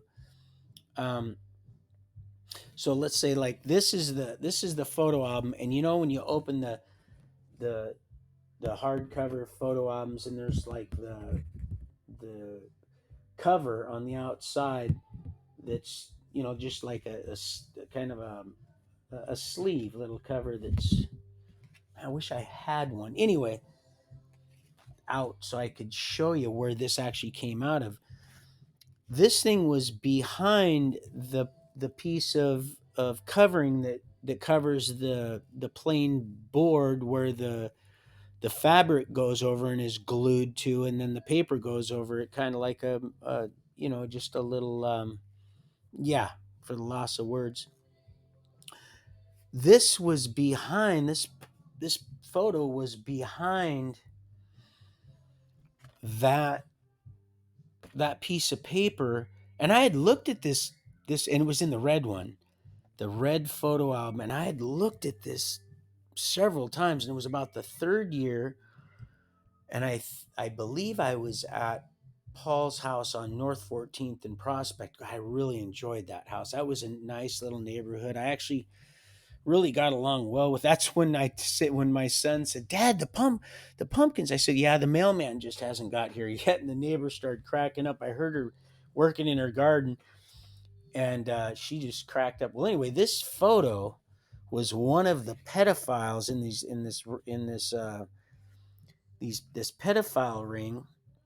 These roaches, and this fella this is the one that took me to that Heart concert, and after the little my Bonnie chapter, and so that was his last chance. That was it for me. That was the last time I ever let anybody. I got real strange about people touching me. Well, anyway, so um yeah, this guy right here. Look at the picture. See how it's silvering? That's not photo. You see how it kind of is silver around the edge? If you look at it, you'll see that's stuff I look for when I look for vintage photos. That's how I know those old Holocaust pictures were like that. Look, reward. Isn't that something? Now see, this used to be the my hand, it's from swinging that damn hammer. It seizes up sometimes. This was the county fair that got changed a few years back, I think, to the state fair. So I dubbed it a few years back state employee with state property at the state fair because I was a ward to the state of Washington by then. This is when I got sent to the loft. This was the guy that opened the door, the Steen, and and then ended up getting transferred to the Ruth Dykeman, which was right across the breezeway where I'd tried checking out and then seen Bonnie and well anyway, here's that photo. He had taken me also to Puyallup Fair. Well, where's the rest of the group? What's this guy doing? Of course, they didn't call anybody. Not one of them. Not one of them. Waited till the statute of limitations wore out, and then had me thrown in prison. Look at this. I knew I was heading out. They were all working together. Think that's a little presumptuous, don't you think? Nope. Not when you're dealing with all the children that this guy and all the other guys and the weirdos, even some of the women, were responsible for destroying for the ones that are, like I said, haven't taken their own life or just so uh, completely out of it mentally from drugs or don't live in the area. But so many people would have come out and said, "Oh yeah, Steen, he has the maybe I can get a little mental uh, relief." Well, anyway, here's this right here. Now this has been changed. I don't honestly. I remember the photo. I just don't remember the time that this was taken. I do remember those little long neck bottles that you would put the sand at the fair and you would make the different. Fred, actually, I could do that, just like the little spinny thing. I'm kind of getting off track a little bit, but he started that at the flea market too and selling a bunch of them too. But anyway, so this right here is Billy's handwriting, and I've taken a picture of this, but look at that. It's got dude's last name, but I don't. My last name isn't on there. Now you think that the lady that gave birth to the kid there would would um, would have a last name, but see, I didn't have an identity, and he said, "Remember, it's not you. It's me. Remember, they hated me first, so they're gonna hate you." Um. So, but there was some weird stuff. There was some real demonic stuff. I won't go into too much detail, but there it is, right there. There's a reward. Badland, dead or alive. There it is. And if you look real close, you can see the smile on my face. I'm just having a ball, as you can see. I'm absolutely that shit-eating grin on his face. There we go. Good bitch. You tune right in. Pardon my French. I would never speak to you that way, sweetheart. But you see that? Look at how happy I am. Talk about a smoking gun. State employee with state property at the state fair. Huh. Where two or more gather. And there it is right there. He even made me hold the shot glass. He made me hold that like his little monkey. See his hands on my back. One of the headhunting trophies. Many children. Many. And then that deal when he attacked me in the rec room for me and for just being a human being. Boy, the Lord just hooked. Boy, he knows what he's doing and exactly at what time. It's amazing. So there's that, and then I wanted to show you one more thing here. Let's see, where's that at?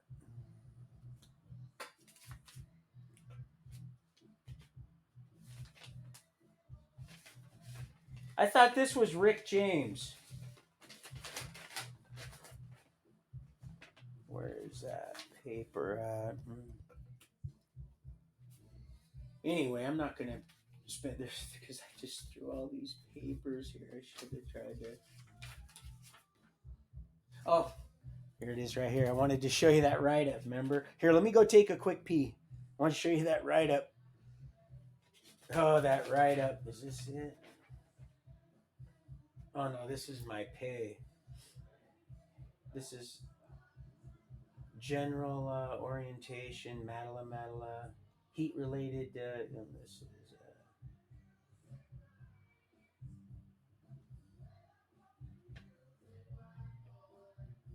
Oh, I got something to show you here, right here. This is the units we planted. This is the units we planted. I'm going to show you how they use this, how they manipulate, they try to bulldog you and play this mental ping pong game with the cat's meow. Because look, one of their units, cat's meow unit for planning 2019. Cats Meow Unit 2 planning. Cats Meow, and they call it Catting Up. Well, that's the name of these units right here. See, I was working for Jerome that day, Jerome Madeline Wagner. That's the name of my brother's foreman, Wagner. He was cool. He was the coolest of all of them. He was pretty cool. Um, Bunny Hill. Oh, Bunny Hill. City of Vancouver wastewater right there. This is when I got shanghaied. This is 42519, City of Vancouver wastewater right there. Here, I'll be right. I gotta go pee.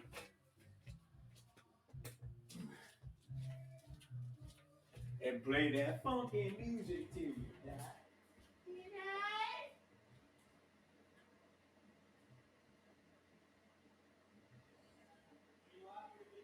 No, taking a pee. It's on live. I didn't even pause it so they can hear you.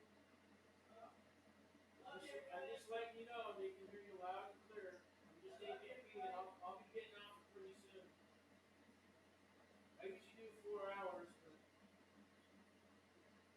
because they can't handle anymore.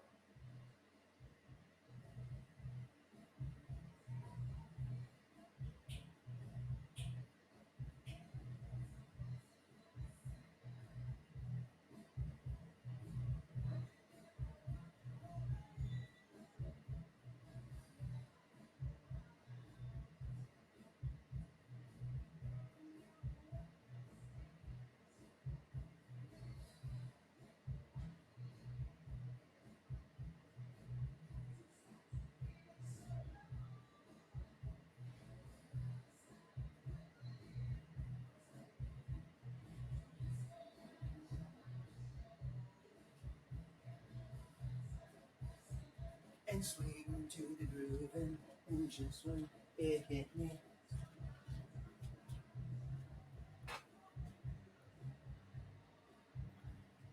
Play that funky music. Okay, where's that piece of paper at?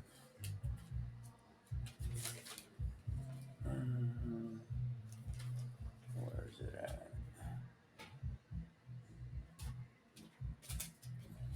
Come on, work with me. Work with me. I think I found it. I think I did. I think I did. Pardon me, just 1 second. I'm gonna find this piece of paper. So unorganized.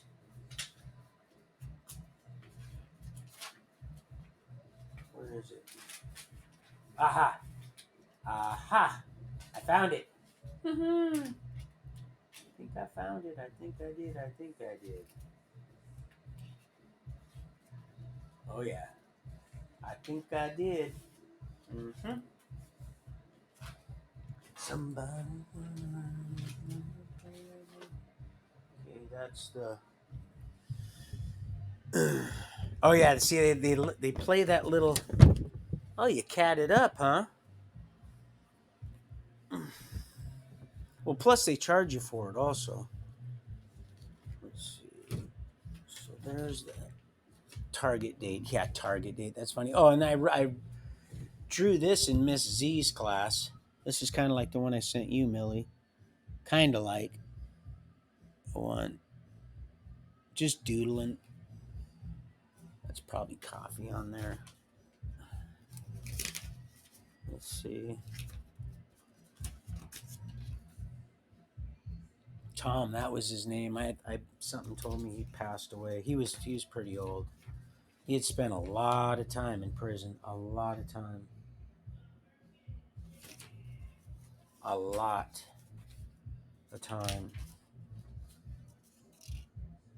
Let me see. Pardon me. I'm gonna get to this. Oh, I want to share this with you too.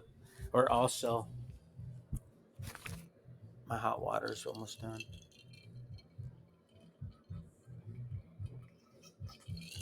I'm gonna stay up kind of late tonight. I gotta call my daughter.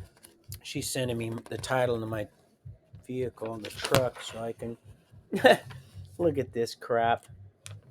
This is how they had it. Let me show you. This is what they wanted me to sign right here, and they had it all. This paperwork, the way they have it.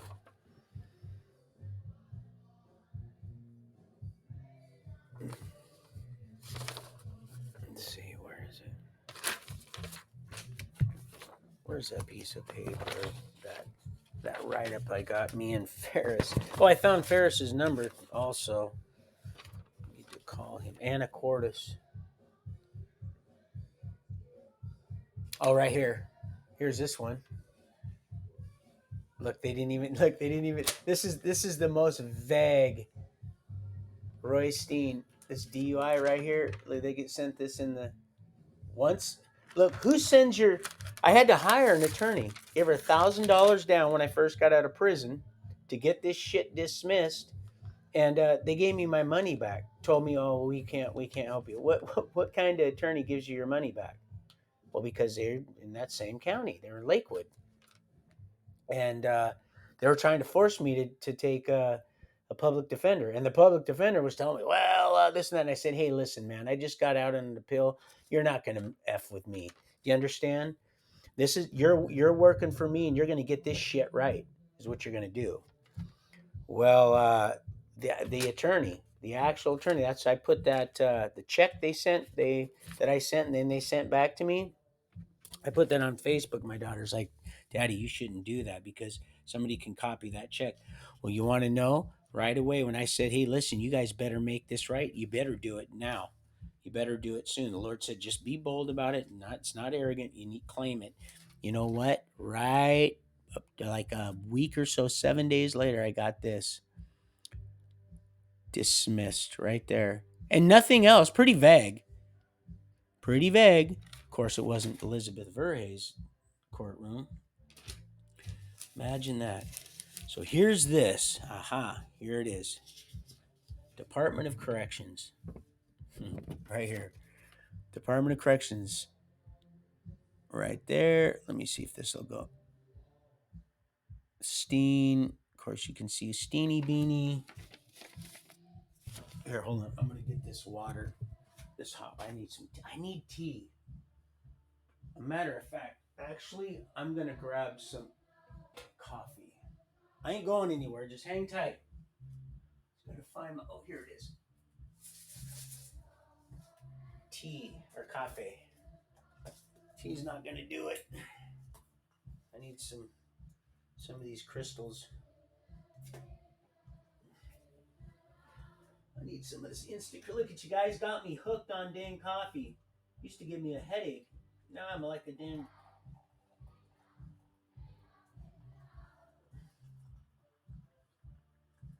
Java fiend.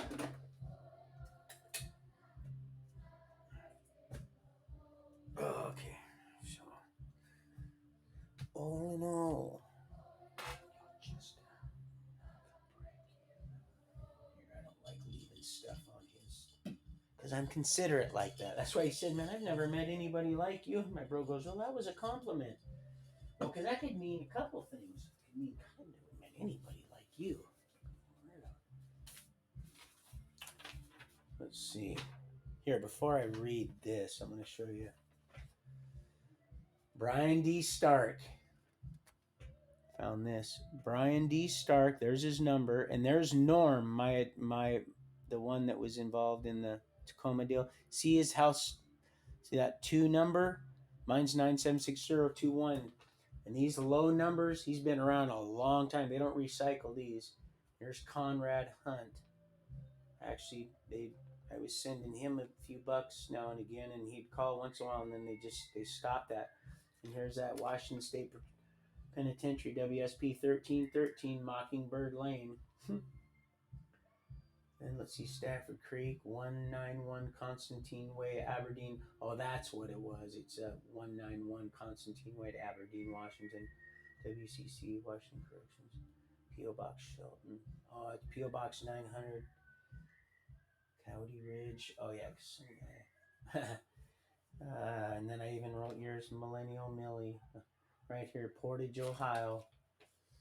This side, just because I didn't have any paper. This was just recently I did this. I just grabbed this old piece of paper from prison to write that on because I didn't have anything at the time. Let's see. Attention. Let's see. Oh, and I'll show you. Oh, here we go. I've taken pictures of these, but I'll show you these right now. What the heck? Actually, I wrote this one because of the trip that I've taken and am on right now. Holding on to faith unspoken, trip and fall, heartbroken. Driving force, don't be mistaken, trip I've taken. Downing fear in the face of hate, never called too soon, seeking my soul, my mate. The trip I've taken, don't be mistaken. Yeah, that wasn't a gargoyle reversal.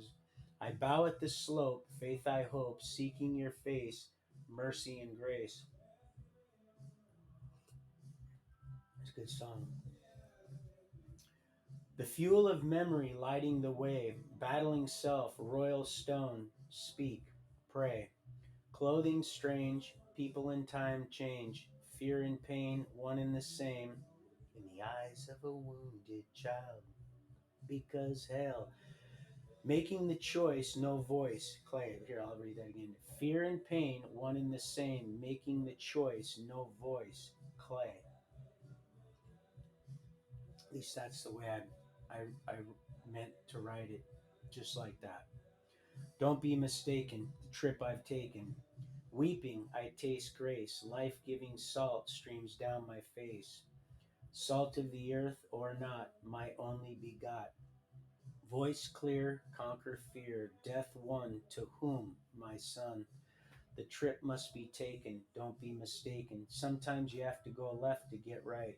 Armor up and fight. By RDS 11/3/19.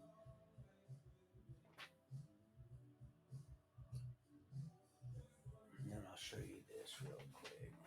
It's show and tell. This is old Tim Walker. Right here. This certificate is awarded to Roy Steen for successful completion of S 190 introduction of wildland fire behavior, S 130 firefighter training, L 180 human factors in the wildland fire service, which really was a long course, and I'm pretty sure they pushed me through it. Although I've worked in the woods all my life, on and off in these slave labor camps. Plus, I'm just one of them big thicket boys. This this certificate is awarded to for successfully completion of S 212 wildland fire chainsaw. Matala. Now that guy was a billy goat. I'm serious, man. This guy, because he grew up right there in the area. And then once I get on that chain headed back with Ferris, I'll introduce you to Adan Chito. He's from Vancouver. Excuse me. Enclosed is a record copy of your opening brief, and then I'll let this go. Okay. This is something that Guy wanted me to know that he knew, and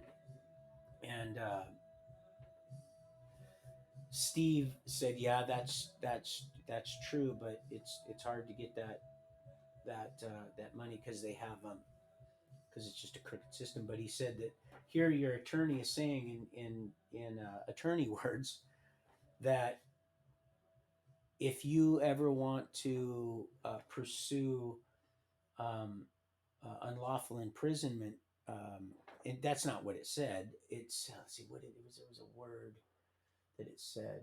That's why I did the habeas corpus also, just in case I got shanghaied. Matter of fact, when I was in Walla Walla, Tim, my buddy that we got out, also they tried killing him. Boy, that was one of the saddest cases I've ever heard. But he's out now.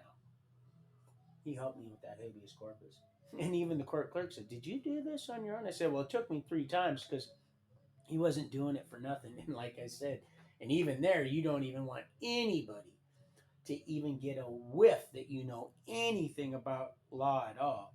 Even if you know, of course, most people aren't going to sit and bullshit and they just don't. They'll know. They can you know they can hear and know if you know what the hell they come out of the woodwork. But well, it took me 3 times because he didn't. He said, "I'm not going to do anything for you, Steen. You can do this." He goes, "You just keep bringing it to me, and I'll tell you what you need to do." And the third time, and that judge let me know I won't go too far ahead because boy, that was a glorious time. She let me know she held up that manila envelope and she set it back down. She didn't even open. She had opened it, but she didn't have to pull anything out because we hadn't even there was no need for all that. I just made sure I sent that out because they weren't trying to get me back to court. Matter of fact, they had to put in a mandate to get me back. If it wasn't for Mary, I wouldn't have made it back. I still would have been there. Yeah, all because of the. They would have been marinating old Steen in cell block 8. I'd have been. Um, so yeah, there's this to bring up any what is it called? Let's see, it's called. Oh God, I almost had it. Oh, um, habeas corpus. Maybe it was habeas. Maybe it was habeas corpus. You have to give up the. I've got the whole. I know I learned the RCW, the 9 something. Any any signature obtained by coercion or duress is a Class C felony. That's right. I remember that, and I had the RCW down. He said, "Now you remember this because they're not going to let you have your legal papers." And I said, "Man, they're my legal papers. I've seen people go into court." And he says, "Well, the trouble you're having, I wouldn't count on it." Sure enough, nope. He said, "You're going to have to remember some of this stuff so you can spit it out. They try to throw you under the bus again, then you'll have to go right back, and it's going to have to go right back in front of and you're going to say, well, he said here in open court, so they can just keep you wrapped up in this shit for not anymore, but that's how it was. What you saying? Don't ever people that have a public defender, if they're telling you to be quiet.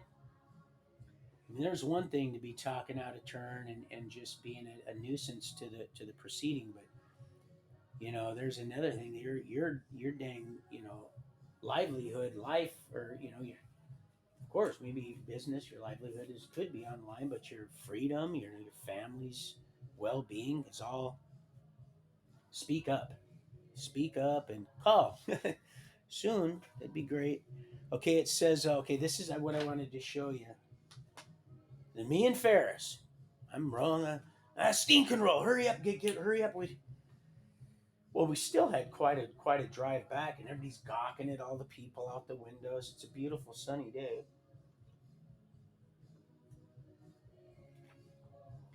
And it says, let's see, Department of Corrections, serious infraction report. This isn't a minor. No, this is a felony. See? Told you I was in Silver Star, right? That's not my handwriting. SSU, Silver Star Unit. Serious infraction faculty, LCC, large correction. And there's the, and I'm going to read this to you right now. It says, name, spirited, testifies, every evangelist now present. Number, blah, blah, blah. Okay, let's see. Possession of contraband. Details in full. Oh, God, in full. Like I told her, go ahead, Rose. Go get it. Go get it. In full, go get it. I didn't even know she couldn't. I just knew she couldn't. I just didn't know how. There's a lot of stuff I knew. I just didn't know how I knew. I mean, I knew how I knew. I just didn't know why. And now I know why. And I struggled. I struggled with this becoming reality of ours. It's that reflection. Oh, it's not going to deny.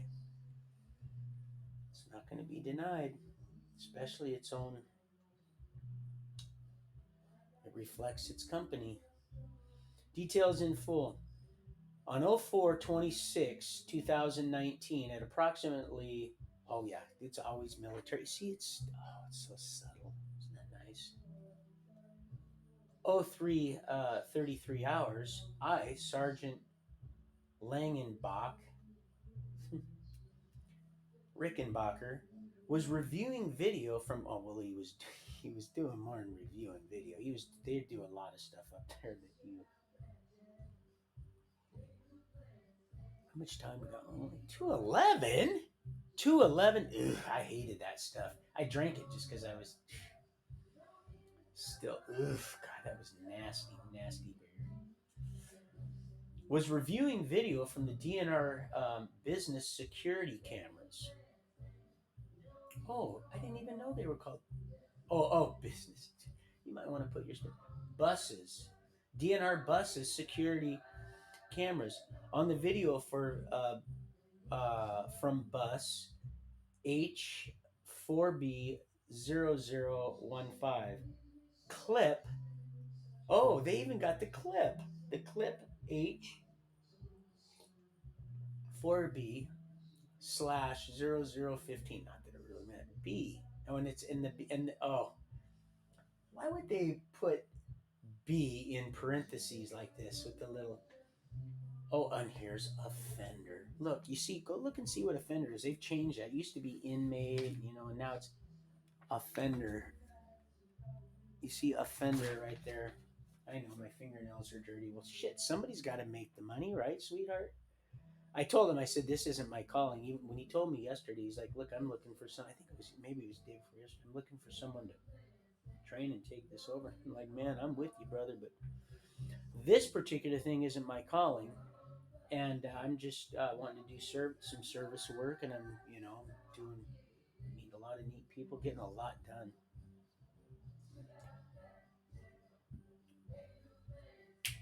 Offender, DMart, Jason. Oh, okay. So this is someone else. This is someone else. This isn't even. This is someone. This is the third party. I guess he got a write up also.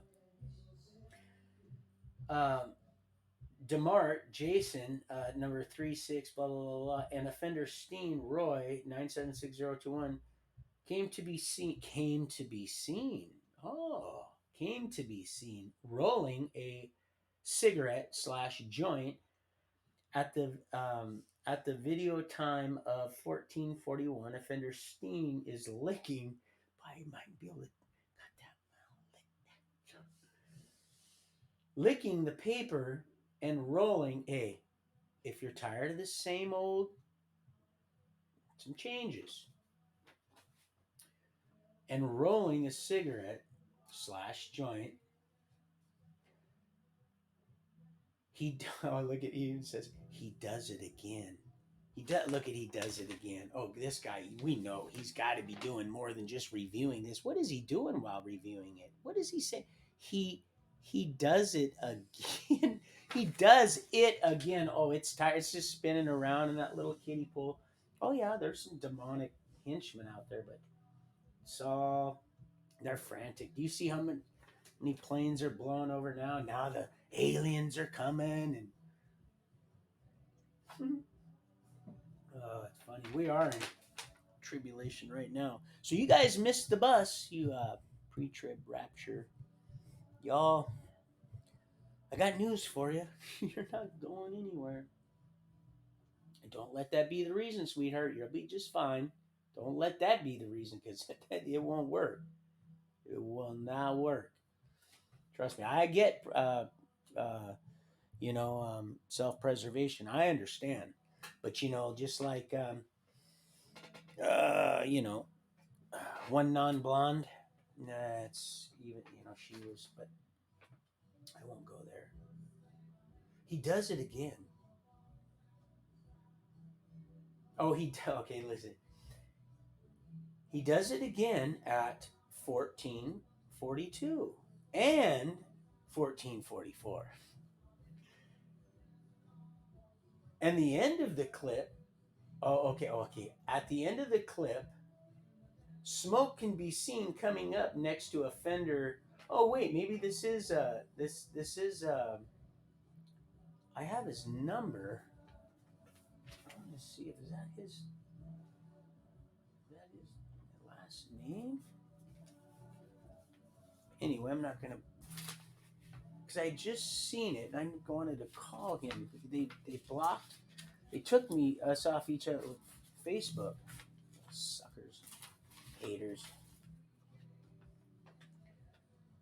Let's see. Yeah, I guess that's got to be Ferris. Demart, Diemerts, Demarts. Okay, here we go.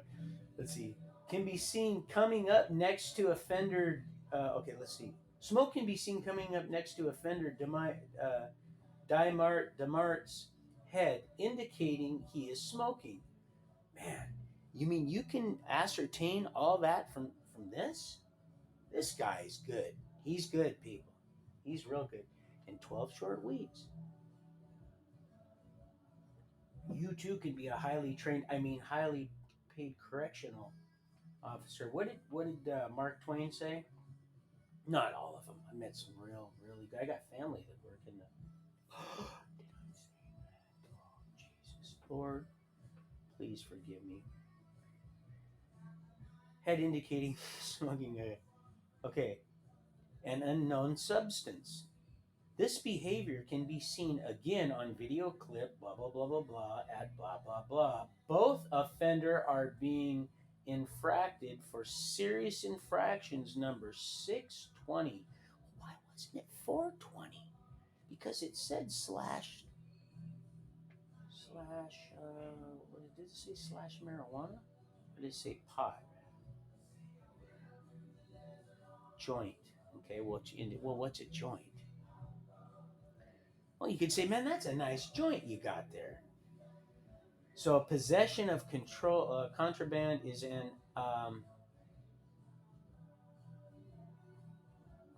contributor of an outer perimeter work crew. Oh, witnesses. Okay, now watch this. Okay, so here we go. So now, remember, I went up and she says, "Well, do you want to appear?" And I said, "No." So it says, "Was offender informed of his right to remain silent?" Yes. Date of hearing 5/3/20. Huh. Plea, guilty, not guilty. Plea, not guilty, 6/20. Did the offender make? Because I pled not guilty. I just didn't want to. I didn't need to show up. Did the offender make statement after being informed of his rights? Doesn't say. If so, what offender Steen? Oh, it says right here. If so, what? It has question mark. Offender Steen waived his right to attend the hearing as indicated on DOC form. Blah blah blah blah blah. Facts and evidence found during the course of the hearing. Now this is when. Now Ferris is. Well, he had already said, "Man, bro, I think I'm going to get sent back." I said, "Well, then why would you be doing this then? If you hey look, no, if you're gonna, why would you allow yourself to feel that way?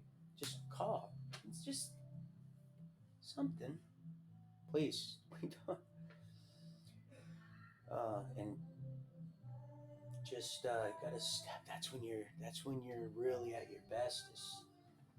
That's when the Lord does his most awesome work. Is when we're completely vulnerable and trusting Him in faith. It's impossible to please God without faith. Um, Facts and evidence found during the course of hearing. I went to review the. No, well, actually, I'm going to say again what happened. Ferris went up and he's telling me everything that's going. I can see everything he's telling me is true. I'm watching it right in his eyes, and he says, "Yeah, so I was waiting for you. I told you. A matter of fact, that was the thing. That was the other thing.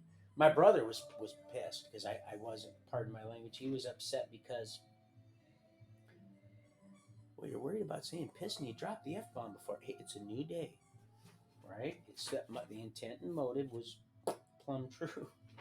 He's mad. He's mad. He's like, Donnie, you need to show up, man. You weren't doing anything. You don't even smoke. What were you thinking? I told you yesterday, and he did too. He told me because he knows how everything goes. He knows the whole thing. He knows everything. And he says, a matter of fact, he's, well, you're not going to that. I said, no. Why would I go? Ron's mad, and then Ferris is saying, well, you probably should. Then that way, I said, well, I don't want. I'm not going. I'm not going to the hearing. I'm not going. So he comes back and says, hey, what did you say? I said, what do you mean? What did I say? He says, I said, I told you I wasn't going to the hearing. So he probably wasn't paying attention because he said, well, you know what just happened? I said,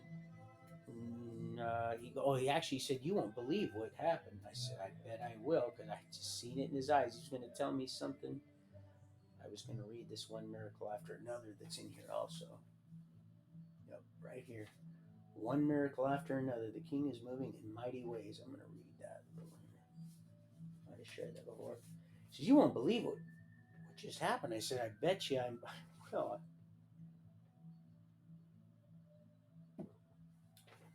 he said, I was up there. Sergeant had me in his office, and he's smiling, going, so you want to just go ahead and plead guilty for this, and we'll just get you sent on your way. Ferris said, man, I was hanged. He said, nope. He says, I'm not guilty. I wasn't smoking anything. He says, really?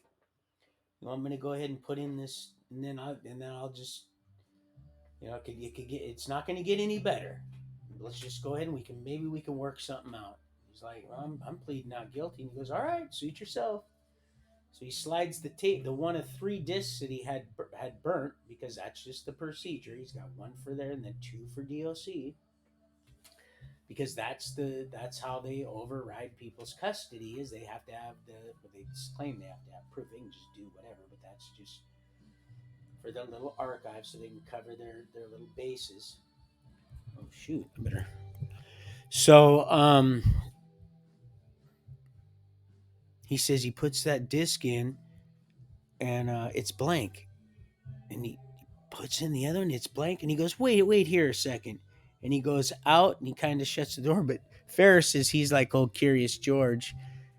No, you're all right, bro. He's changing the light bulb. Hey, you know how many no, never mind, I'm not gonna say that. um love you too, bro. I appreciate you. I'll be done in a few, uh well, probably an hour and a half. That is a few. So he says he watches where he gets the little chips that are going to go back out to service the dragon scales, dragon tails. And he grabs the little chip, he comes in, he sticks it in the thing and goes, all right. He click click click, and he clicks it. So anyway, he says it's Blake. So he had to find him not guilty. He goes, "You won't believe it." I said, "Oh, now this is the paper I got just to cut." They weren't in no hurry to. They were in a hurry to come get me, which I wasn't even supposed to go out. They had everybody hemmed up. All these people, even though they didn't get a write up, they all got held in because they got UAs. They didn't know. They just, once the guilt by association, and then there's all that good time and whew.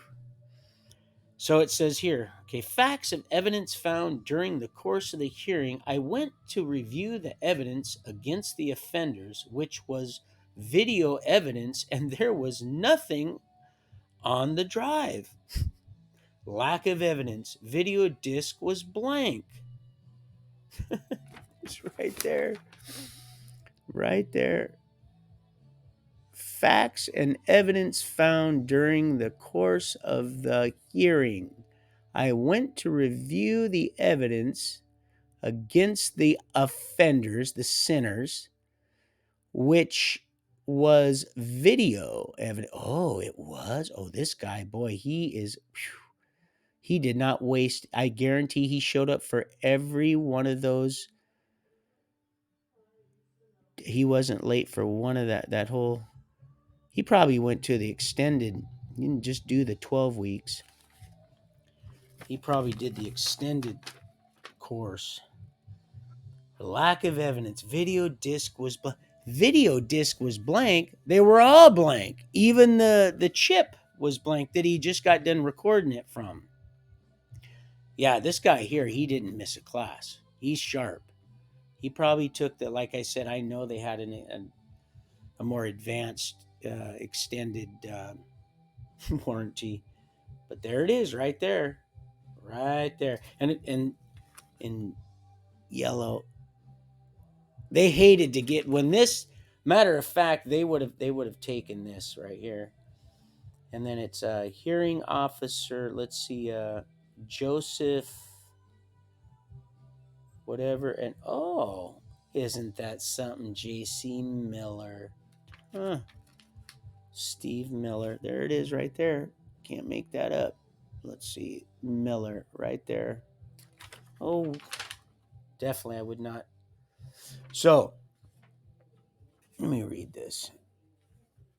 One miracle after another. The king is moving in mighty ways. I'm not always aware of what the Lord is doing in and on my behalf. I do know I trust him, the great I am, to guide my path, covering my shame, clean of all the filth the enemy has shoveled my way. Satan fed me guilt, fear, pulling me down that wide road to destruction, many years made to feel I had nothing worth offering or saying. The devil has whispered lies, mocking my life with words of self-hate, uh, pushing death, um, feeding me shame, hate, loneliness, producing rage, feeling I had nothing to offer this world. I was not welcome, seamless, or seeming less than life. After many years of living in self-destruction, after tasting life, plumb true love, freedom, forgiveness, acceptance, drawing out the poison, Satan now accusing me of arrogance, self-righteous, quickly switch hitting tactics, psychological warfare, spiritual battle, father of lies, Satan dies, stepping in and tracking around its mire. Remember this? Lucifer is a liar. Um,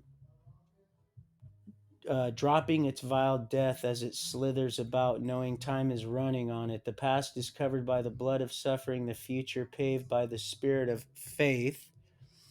Walking, living with the means to a peaceful end. Stand tall, never bend nor break. But we do like a reed. We must humble ourselves. This is the story of my life. By the obedience of my selfish flesh, plumb true is becoming me, following the call of the spirit truth, moving as the rule of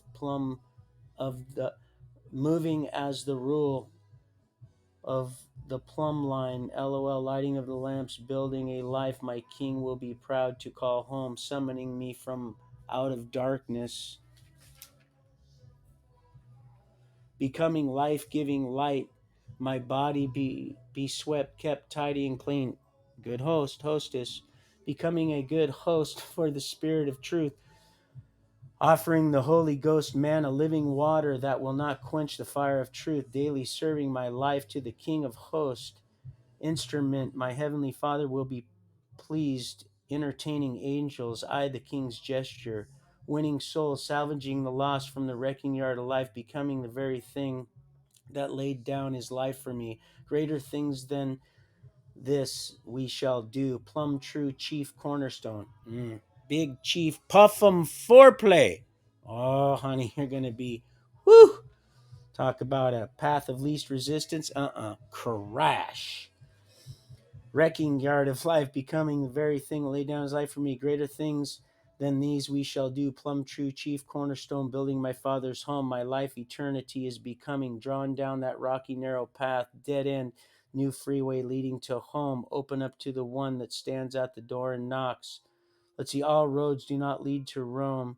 Open up to the one that stands at the door and knocks. Don't be outsmarted by the fox. And I actually prophesied this about, and I knew right away. And he said, it's dirty. I want you to stop doing transmissions through them once you get out. And I did. And I said, but I've been praying. He goes, that's fine. I wanted you to do that. See, a lot of things are being established. You're just not privy to right now. Or is that pervy? Gargoyle. So I'm wanting to get the heck out of there. I'm getting nailed by bald-faced hornets, and Madela can't save me. His brother can't save me. Nobody, Jerome or Walker, and now my brother's gone, and so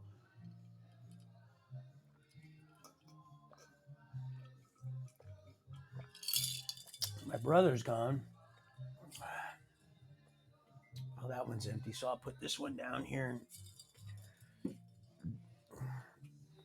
Um, so my brother's gone, and I haven't really don't I've made some friends and stuff, Mark and this and that, but me and my brother, we really got he got to see me on my finest behavior, and so did everybody else. A stark contrast. So what they had meant for evil and harm, the Lord just turned right around through a willing vessel, and used us to ignite a forest ablaze in these people. It's still continuing to burn today, and that's the thing. It's not just us; it's all the people that you're going to be used to salvage. Oh, it's amazing.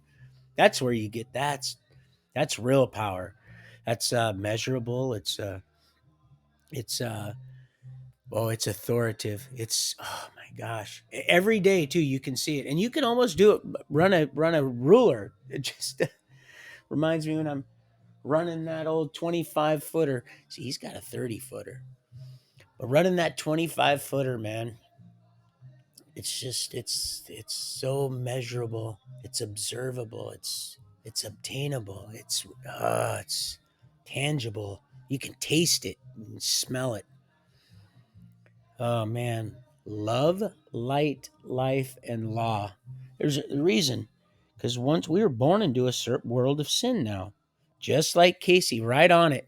You crown out like that, you're born into a world of sin, and it's just, we fight that spirit of that fleshly spirit that is contrary to the spirit of truth. It's just the way it is. We're selfish, self-seeking, evil people. Just like, I am evil. That's the only reason I played that song. Cause I love old Dave. I love Hatfield too, but he tried to mock old Dave a little bit. Oh, Dave didn't. So it's live. It's being recorded in case anybody fucks up. Then we can just go back and basically, and he just nailed it. He nailed it, and of course, Dio. He tried. See how they mocked him, because he's a quote. He's a Christ-like individual, but with his own flair, and 30-year tribute, and that says a lot. Now, I don't really. It's not that I don't like. I don't really appreciate all his music, but there's a few of them that that just really hit home. It's almost like we were right in there with him when he was, you know, spitting spitting spitting some flame. So I'm trying to get out of there. I'm trying to get out of Larch, and I can already see there's no fire. That's the only reason why I wanted out of there, because we went right to from planning to thinning. There's no fire season. I didn't go on one fire, not one fire, and that's where the big money's at. That's why I had that money transfer form here. Here, this I got this from old Chichichia. Request for transfer funds. This is what my brother's like. You get your money out of here, because you made good money at the fire. It's not that you made good money; it's just you were there all the time. And I mean, they would exploit these offenders in so many different ways. My brother had been there several times at Larch, and him and Big Head had been there a few times together. And one particular year, they needed help at the it was the um, Yakima Fair, State Fair, and they're making elephant ears. They got these convicts, and they're making elephant ears. And my brother's like, he calls my mom down, and she brings some of the family down, and they're making. So they'll use just you name it, they'll do it. State Fair, and so trying to get out of there. I got to be careful what I'm saying to the psychiatrist, because I just, and plus I'm not a liar, so I'm not gonna, and I don't care. I, Ain't nobody put the fear of God. Bob taught me not to lie. Oh, Bob and all them weirdos, Gene and all them weirdos. They taught me not to lie. They taught me to be bold and to speak out, and to know what walking by faith really means. And it's the evidence of things unseen. Just completely. This is something that we're not. It's different. It's different here. So, but yeah, I wanted to get the heck out of there. So anyway, like I said, I told that. Oh, they were pissed. They called me into the CO. I forgot. I veered off a little bit. They called me in the CSOs or whatever it was. Anyway, the superintendent for Silver Star, which, they're evil, as they're compartmentalized, but they're a little bit more up higher on the marionette strings. And the sergeant was so pissed off because his his two little underlings below him, his little henchmen, they started laughing. They thought it was funny. I said, "Well, I'll go out and I'll debate it." And I was dead ass serious about it, because I was just fed up with the shit. I didn't care if they sent me back or not, really, but I didn't want to just, because he would have cuffed me up. So it worked out perfect where he got slapped up. I didn't get sent to the hole. It was actually pretty much a miracle. It really was. Because I would have been I would have been in down in the IMU waiting for the bus. It comes every week, and it's comes pretty full because it's leaving full. They just swap them out. You can watch the changing of the guard. You can sit and watch it. And so I he says, if you're late again, if you're late again, um, you're gonna get a write up or something like that. And you understand? I says, yeah, I understand it. Well, you're gonna be. I said, well, I'll go out. Actually, no, no, this is what I told him. I told him something about, well, because I don't know. I let it fly. I said, I said, I've I don't have any write ups. I've done with the one with that. And when I say fat, I don't mean, because I love all people of all. You should look at some of my pictures. I could be fat a couple months from now. I'm talking about fat heads, like as in just weeble wobbles. I got one write up for having my shirt. This guy really just did not like my brother. And even the other guards were like, oh my gosh. They didn't say anything, but they were thinking it like, oh my God, you're really. But when I went to the sergeant for the hearing, he just basically just said, listen, just you know, he couldn't believe that I had gotten written up either. But so anyway, I said I ain't got no write ups, none of that stuff. I says, I'm just doing my own thing here, and I'm just biding my time. I'm not even supposed to be here. He goes, that might be, but if you're this and that, now are you gonna? I said, well, I'll go out and I'll debate it. I'll just go out and I'll no. I said I'll go out and not debate it. I said I'll go out and I'll consider it. And they just because they knew I was dead, and the conversation it wasn't. I'm not doing it any justice because the way it just happened. I walked right into the mudroom. There's nobody there. They're leaving now because it's time now to go and they do what they do. It's just oh man, and the books were open. And then an hour goes by, and then they open it up, and I go right outside until they call lunch in. I don't. So and it just and he says, well, I'm going to be talking to the superintendent, so we'll be having a word with you real soon. And I didn't even think nothing of it, but I go back, the hour goes by, I go run right down, and there's Steve, he's stretching, and it's just me and a couple other people that are out early in the morning like that. And then as the day progresses a little bit, 10 or 11, then they'll come out until lunch time. um, all but those red suits, and there was a lot of them. There was like you weren't supposed to talk to them, but we would just a little bit. They would get big trouble. Oh, it was a serious. It was a it was a bad program. That program there was they had to sit on their beds for so many. They were just were acted like they were treated like children, and then so they acted like children. Trying to talk to us. Hey, how you doing? This and that. Crazy. And then they'd get in trouble, because they're trying to just, associate with people and be, sociable, and they have to walk. And it was bad. It was pretty sad. It's almost like I don't even know why they were there or why we were there. They should have just had one of us there instead of and then all the drugs. Oh gosh, can you imagine how difficult it was? And they just would come and go. It was sad. Um, so I'm trying to get out of there, and they sure enough, the minute that superintendent got, I heard I had my headphones in, and I seen Steve look over, but he's not going to go, hey Steve, he just mind, he's going to mind his own business. He's like, yeah, I'm not on the, he's not one of the cops. So, but I noticed he was looking around because I do my little dips and my pull ups and my push ups, and I'd walk. And I'd do another lap, and I'd do my dips, the like this, and then up, and then pull ups, and then my push ups, and then I'd walk and listen to usually the radio because I got a lot of good stations in down there.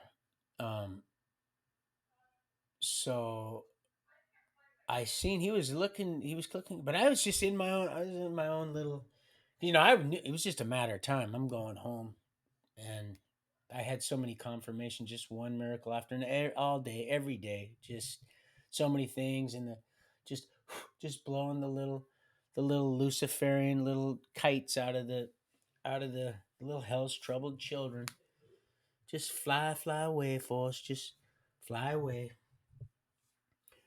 And I know I'm a Fruit Loop, huh? Toucan Sam. I love that little rainbow, Melly.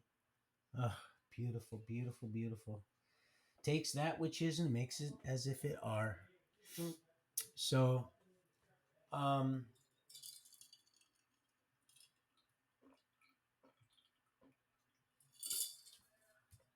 the guards coming down now. They never come down. They're hollering at you on the Steen, and he comes down. Oh, I just took my time. And he's just like this because they're all waiting. Oh, yeah, they're all waiting. There's a superintendent. Never been in his office. I've seen him before. He's just another big dickhead. Zumani, he's outside and he's looking at me like, Steve, what did you do? Right? Because he's the one that gave me the UA. And he's like, I had a feeling it'd be clean. He didn't say that, but that's what he was thinking. I said, of course, you could go ahead, have a shot. Chure. He was actually the one that went in and Peter gazed. And then Zumani's looked at it, and Chure was his name, but we call him Chure. What's in your lip? Uh, Skin, my teeth, uh, veins. um, so he's standing outside Zumani, and there's two guards outside. So they were ready to. They were getting ready to do something, and then I go in the office, and there's Chichia sitting there, and he kind of puts his. He always would wear a beanie. He was a young half Asian Bill. Love you, Steve. Yep, got two cooking in there, boy. See that? Oh, you just pray and pray and pray. Have little faith. And so, um, there's Chia, my counselor. Oh, and it's early. It's early. It's bright and early. Everybody's just getting in, and so they're going to deal with old Steen right away. It's Chia. It's a couple other the two cops that were in there, and then the sergeant. Oh, he's pissed. You could see he's just pissed. He's like, yeah, you're out of here, buddy. And there's a superintendent. So greasy ass, all kicked back with his feet up on the table. Seriously. And then there's another cop right there, and I'm sitting in the hot seat. Have a seat. No, I'll stand. Well, no, have a seat. So I sit down, and I'm looking at Chia out of my peripheral vision, but I'm staring at the talking head. And he says, "Did you just tell Sergeant so and so that you would consider making it to work on time?" And I said, "Yeah, I did." And he said, "Well, here's the deal. We're going to go ahead and make this real easy for you. We're going to go ahead and make this super easy, and we're going to just go ahead and send you back." And I went, "Okay," just like that. And I seen him and went, "Huh." Serious. He was. Oh, they want to send people back like that. They didn't want to send me back, and they were trying to throw that little, the little pull that little. Oh, they're quite the manipulator, but they're not that good. I said, "Okay," because I meant okay. He said, "You don't have any write ups, this and that." And the Chia says you just kind of do your own thing. I don't get it, Mister Steen. I just don't. And I didn't say anything. And he says, you owe the sergeant an apology." And I said, I'm sorry." He says, "All right, okay, if you're late again." And I was like, I thought you were just gonna send me out of here. Well, see, if they were gonna, they wouldn't even have said anymore, because they don't let that stuff go at all. Even though I'm just some little old dude, there's a bunch of them. They would have beat the shit out of me. They don't care, because you can just crack a few, at least a couple, and they know people just that quick. It happens that fast. They don't care. They're going to the hole anyway, and they're going back, and they might as well. They ain't got nothing to lose, and they want at least they got one person they want to at least dot his I before they go, so everybody can look at him that way and know, oh man, you got him good. I mean, people think this way, and they know that. Of course, that's not my cup of tea. I used to get the little ginger and tea and honey, and that was my treat. I had that. I like that. I get as a powdered the dollar store ginger, but hey, it's better than nothing. And so I look over at Chia, and he said, he says you're, and I looked at him. He puts his. They were trying. What they were doing is trying to cover their own bullshit, because I called their bluff. and they were trying to he was trying to cover his own, hoping I didn't realize what had just happened there, that old big dog was calling the shots. And and so I went right back outside, just right back outside, just continued with my morning, and never went to work again. Anyway, I ended up befriending the psychiatrist, and she had me sent back for an evaluation. Of course, they knew what I was trying to do, and she is like, mm-hmm. He knew, and he's like, you sucker. So I had all my stuff. I had another quarterly package coming in,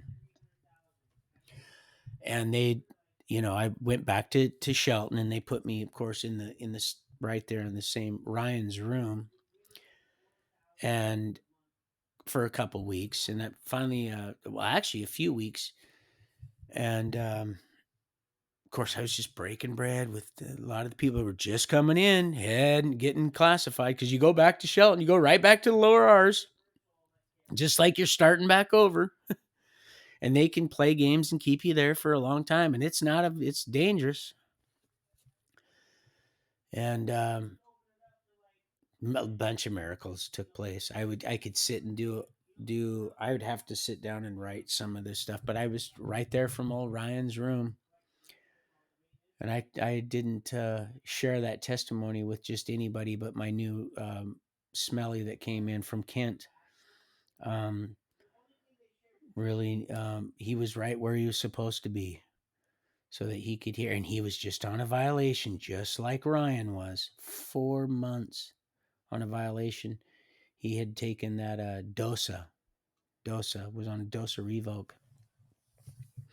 Was maxing out. He only had a few months to go. And so he was in a very dysfunctional relationship, had a girlfriend that was out, she was prostitute, and he's all stressed out in his mind, but she's all strung out on heroin and stuff. And he knew what she was doing, but yet he's in love with her, and she didn't love herself. So she's, it's just a mess, just a mess. And I could see it. It was going completely. It was one of two things. You can either go to prison with somebody, a solid down individual, that you're definitely your counterpart, and your entirety, your other half, or it's just the best ways with nobody at all, because it can really be a challenge. And this guy was out of his mind. The Lord had sent him right to us so that he could be comforted, because and he's young kid, young, very young, and about as old as Ryan, about 19, 20. And let's see, the other fella he was from Bellingham, and he kind of followed me around a little bit there when I got sent back from Larch. Not followed me around as in walked, followed me around. It's like when I got moved up because the psychiatrist ended up moving me. He ended up following me around. We just kind of stayed in play that way. That happens sometimes. And I believe the Lord had placed him in that position, so that, because looking back now, I'm certain that he was a messenger, but he was right next to our, of course, and then there's the shower right down there. And so I was back for an evaluation, and this this psychiatrist, she was wanting me on medication, and she was real slick about how she was trying to do it. And because many people get sent back trying to get out of doing stuff, and they try to play that ding biscuit card, and they're hip to that stuff, right? But I have documentation where I've struggled with PTSD and stuff, and plus a bunch of just false diagnosis. But uh manic depression, which I never have been, ever. um Major, just matter of fact, I had Chris, he's like, yeah, I try not to, you know, um, you know, it's unethical to speak about another person's diagnosis, but you don't have any of this. You're just post traumatic stress. That's what your issue is, and definitely can be dealt with. I've got high hopes for you, Mr. Steen. Roy, he would call me. We ended up being really good friends, still and counting. So she's trying to get me on this medication. Now this broad is not she's and I pardon me when I say broad, I mean this she's evil. This one isn't not she's not a team player. She's trying to get me to just voluntarily go on medication, which she's doing the pre-evaluation before I actually see the doctor, which happened to be a Middle Eastern guy, an Indian guy, um, from India, not native. And it finally got to the part where she was basically in a roundabout way saying, well, we get a lot of people here that do this and that, and if you're not on medication, well, you're not serious about this and that. And I said, hey, listen here.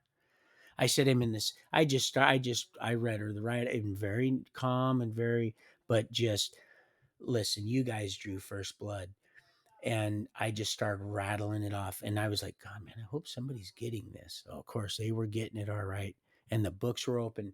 Just bam, and I said, and you guys got me in the same room. This and that. Her jaw just dropped. Now she's evil, but like I said, they only use these people for certain things, and some stuff, even her own fleshly conscience, what little she had, was able to grasp what I said. And she said, well, why didn't you actually, she didn't say that. She didn't say that day. It was the next day, because she said, well, okay, well, the interview's over for now. She didn't want me to know that she was going to check into some things that I was claiming, because I got tired of this after a while, because I just sat and went along with her. I'm just like, yes or no, and this and that. And she said, well, look, what are you doing here? That's what she, because I was trying to be as vague as possible and just get the hell out of there. And they weren't going to let that happen. You see, I either was going to be just plumb damn crazy out of my mind and on medication and certified, where they were going to sign me off and just up to, you know, uh, uh, I'd be just juiced up on Dean biscuits and doing the Thorazine shuffle, or I'm scamming them and I need to just come clean and they're going to send me off to Walla Walla. And this is, she finally was just like, and I was trying to, and again, I don't lie. So I was just being kind of vague and just answering. And she just finally, she knew, and she got pissed. And so then I got pissed and I just laid it out, and she just went, well, so she says, well, the interview's over now. I'll finish up another tomorrow probably. Well, we'll see. I got other people to get to. She was lying, is what she was doing. She was checking because it had been so many years.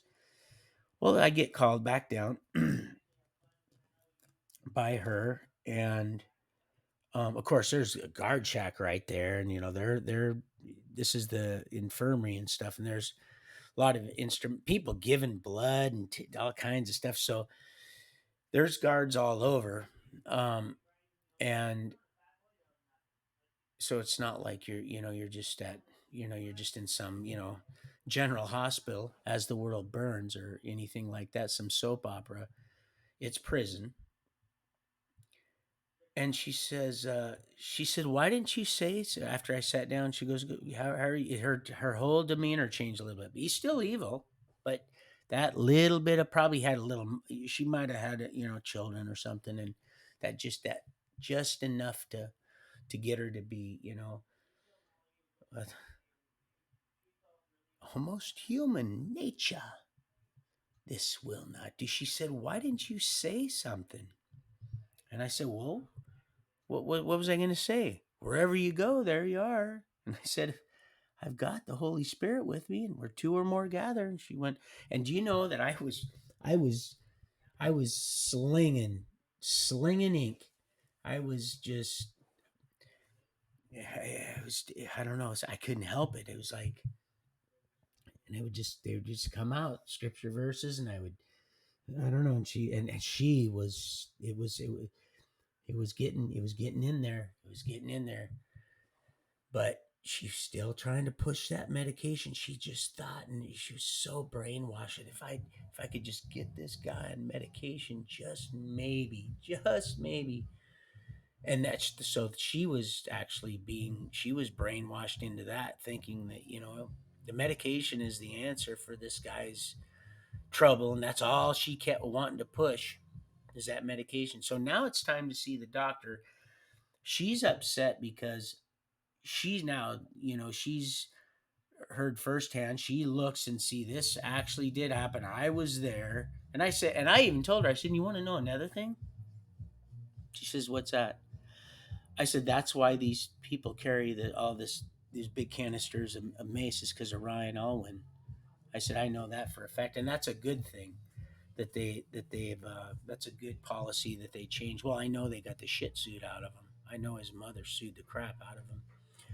And she looked at me, and I said, "Nobody taught me that." I said, "I know that for a fact. That's why that's why when they push all them drugs in there, I don't care what you're on, how much angel dust you're on. When you get a snout full of, and I'm not talking about, it's like the chemtrail that I had, the military chemical trail, chemical. It was called a chem shield, actually, and it wasn't pepper spray, and it was no joke. Well, the stuff they shoot up all up in, I don't care. You could be in, you're going down because you can't breathe and you can't see. Yeah, and this stuff, and so I said in that regards, I said that was a good thing. I guess it helped. Probably saved a lot of lives. And if they would have had that, just even a little can on him, that would have he would have still been here. And she knew, I knew, and they don't tell, they ain't gonna sit and run around and tell people, yeah, we. But I noticed, because I hadn't been to prison in so many years, and I go back, and all of a sudden, everybody's, and I'm talking like a small fire extinguisher on their, and all of them had it, and they were strapped to their leg. It wasn't even on their belt. They were so big that they were strapped just like a cat to their right above their knee and up here on their thigh. So she says, "Why didn't you?" So anyway, she says, "Well, I'm working on addressing that now." So she takes me to see, now it's time to see the doctor, the resident psychologist. I think he was both. She obviously could approve the medication. She was up there too, but he was the head honcho because he had the nice little office and the plants and stuff. And I sat down, and of course, right away, you could tell he's dealing with some people that are just really off their damn rocker. And he's like, well, "Hello, how are you doing today?" And then they have you sit, and it's a small little office, and she's sitting there like this, and she's watching me like she's gonna see if I'm gonna try to, because she's trying to get me on this medication. She just knows if I'm on this medication, I'm gonna be a better person. I'm gonna feel better or something. It's gonna make her feel better. He said, so he's starting to make small, and I'm like, oh, this is great. He's talking to me like a child. Okay. I said, but he didn't know what he was dealing with. I said, I'm fine. I said, I'm actually better today than I was yesterday. And he goes, well, what do you mean by that? And so I told him. And so I started to volunteer and stuff, like I said, like a Rolling Stone gathers no moss. He goes, well, what does that mean to you? I started to kind of give him a little assess him. It was fun. It was really kind of fun. It was comical. He goes, well, what's that mean? What does that mean to you? And I said, well, kind of like your plants right here. I said, they have roots and they're stable, and rolling stone gathers no moss. A stone that's rolling, it's not, it's not in one place long enough to have the anything established on it. And he goes, oh, very good. And I said, and I guarantee you're going to ask, the next question you're going to ask is who the president of the United States is. And he goes, very good.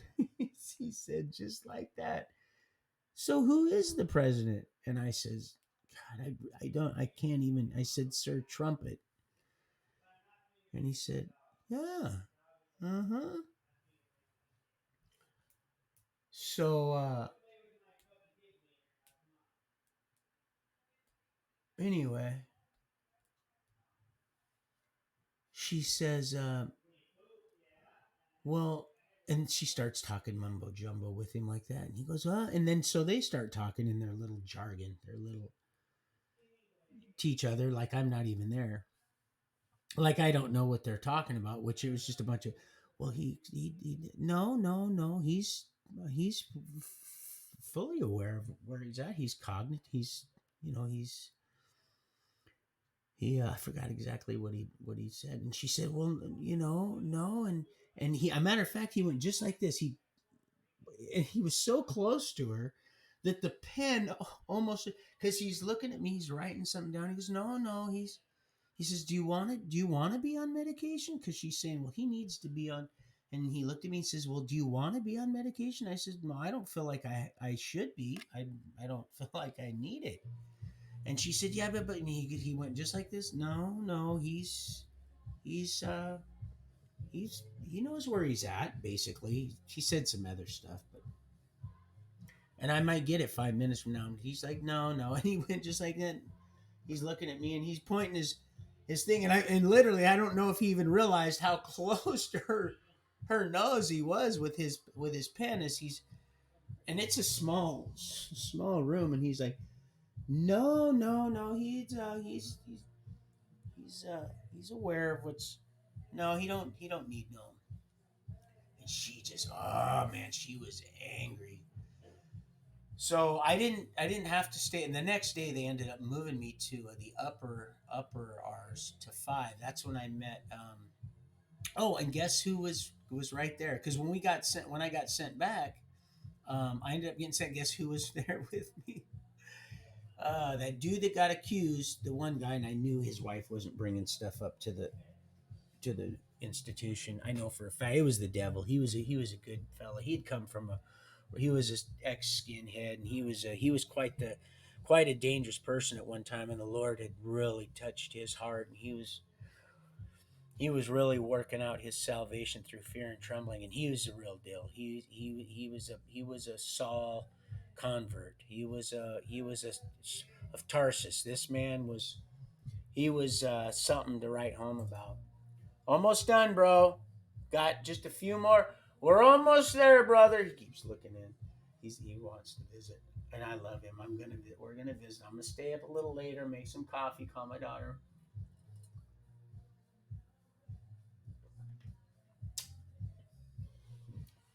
And so Bass, the guy from Bellingham, moved. Like I said, he moved with me also. And right next to me, there's our 1, 2, and 3, the lower R's, and then there's 5 and 6.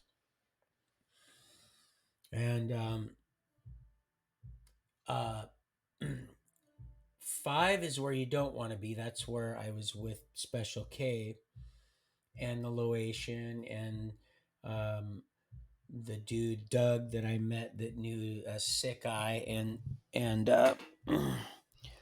Kurt Cobain, and told me all about that piece I had. Listen, I gotta go pee real quick. Serious, otherwise I'm gonna be sitting here just moving around like a little schoolgirl.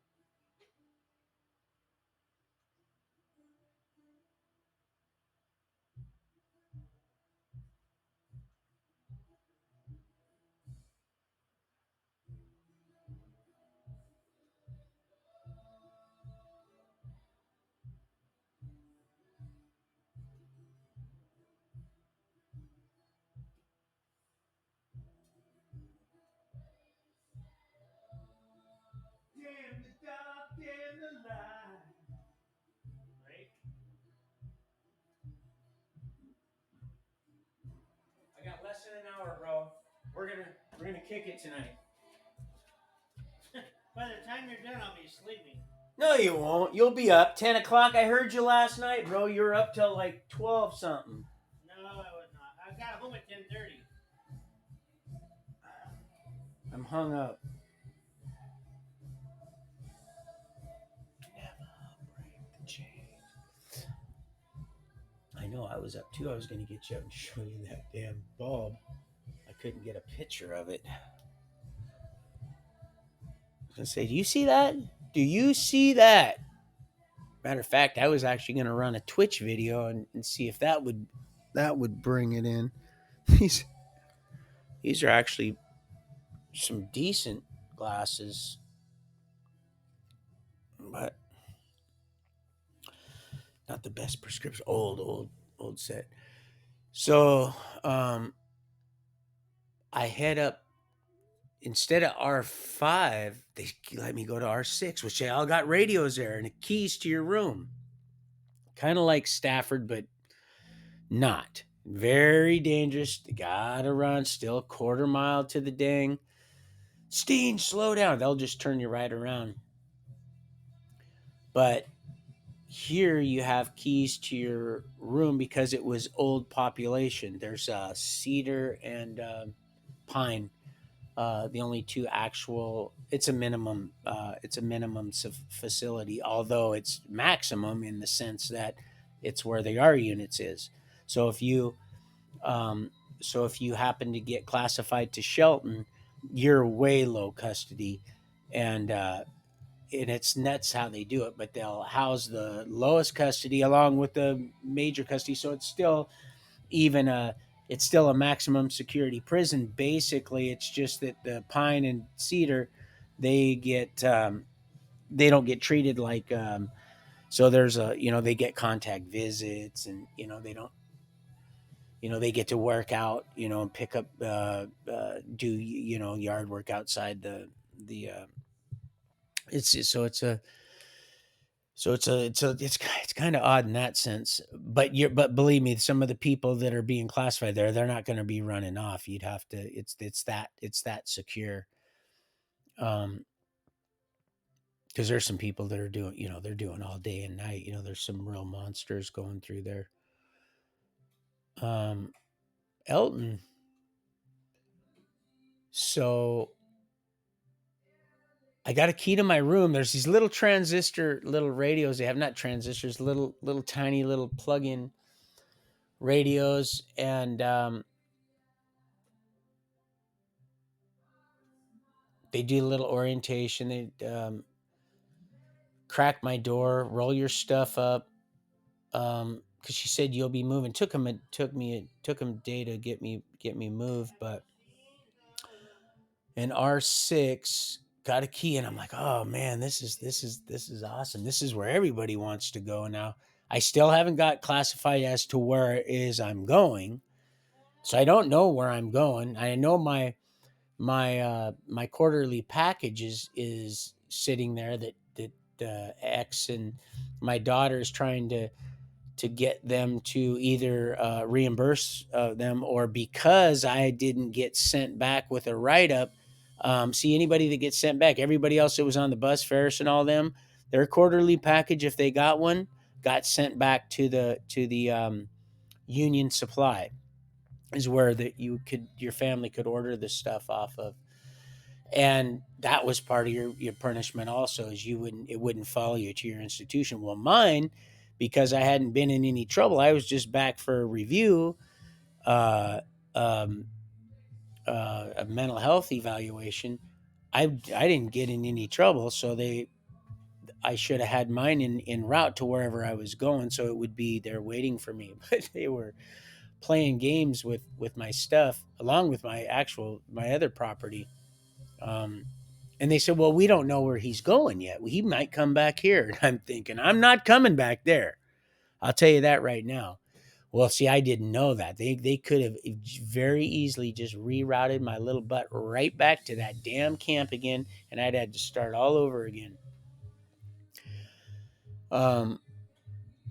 So I get this roommate it's his name's Adon. His we call him Cheeto for short. He was doing 7 years um, for controlled substance.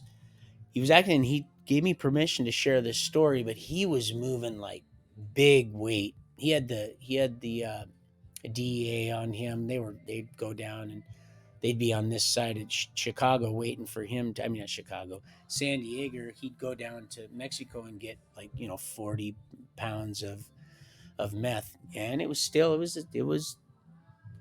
China dope. I'm telling you, they don't have it to make it that.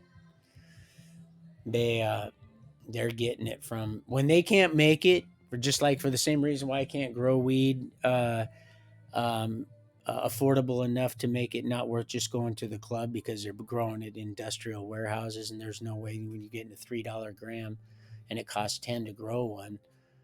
Same thing with them. There's no way they could even get the chemicals to make the stuff that was halfway decent for people to buy. If you're going to charge somebody $800, even if what it used to be 1,400 and then $1,200 an ounce and 800, but that was it. But now it's $120 an ounce. Do you think they're going to be able to compete? So they're just they're part of the scapegoat.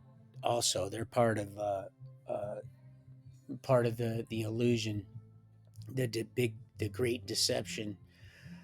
And so he was moving quite a little bit, and they let him move quite a little bit. And he lucked out. I know some guy here in town that just got 18 years for weed, and this guy's moving 40 pounds and big old money. But uh, actually, real good person. His family owned I think a restaurant and something else in town. Really good, just hardworking Mexicans, not drug runners or anything. And he just got caught up in the easy money, and he happened to know his cousins down and into the. He got himself hooked up with some the cartel actually, and he was rubbing elbows with some pretty dangerous people. He'd tell me some wild stories. And he said he got busted, and even his paid attorney said, I had never seen anything like this. You know, his whole life, he said he wanted to be a pastor. He wanted to share the good news, and he said he just got caught up. And I said, well, now's your opportunity. I said, now, you got a good wife. She's sticking with you.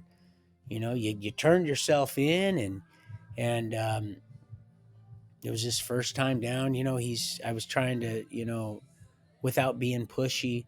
Matter of fact, we'd have story night. He would read just kind of like I was in junior high again, and they were reading the chronicles of what is going on here.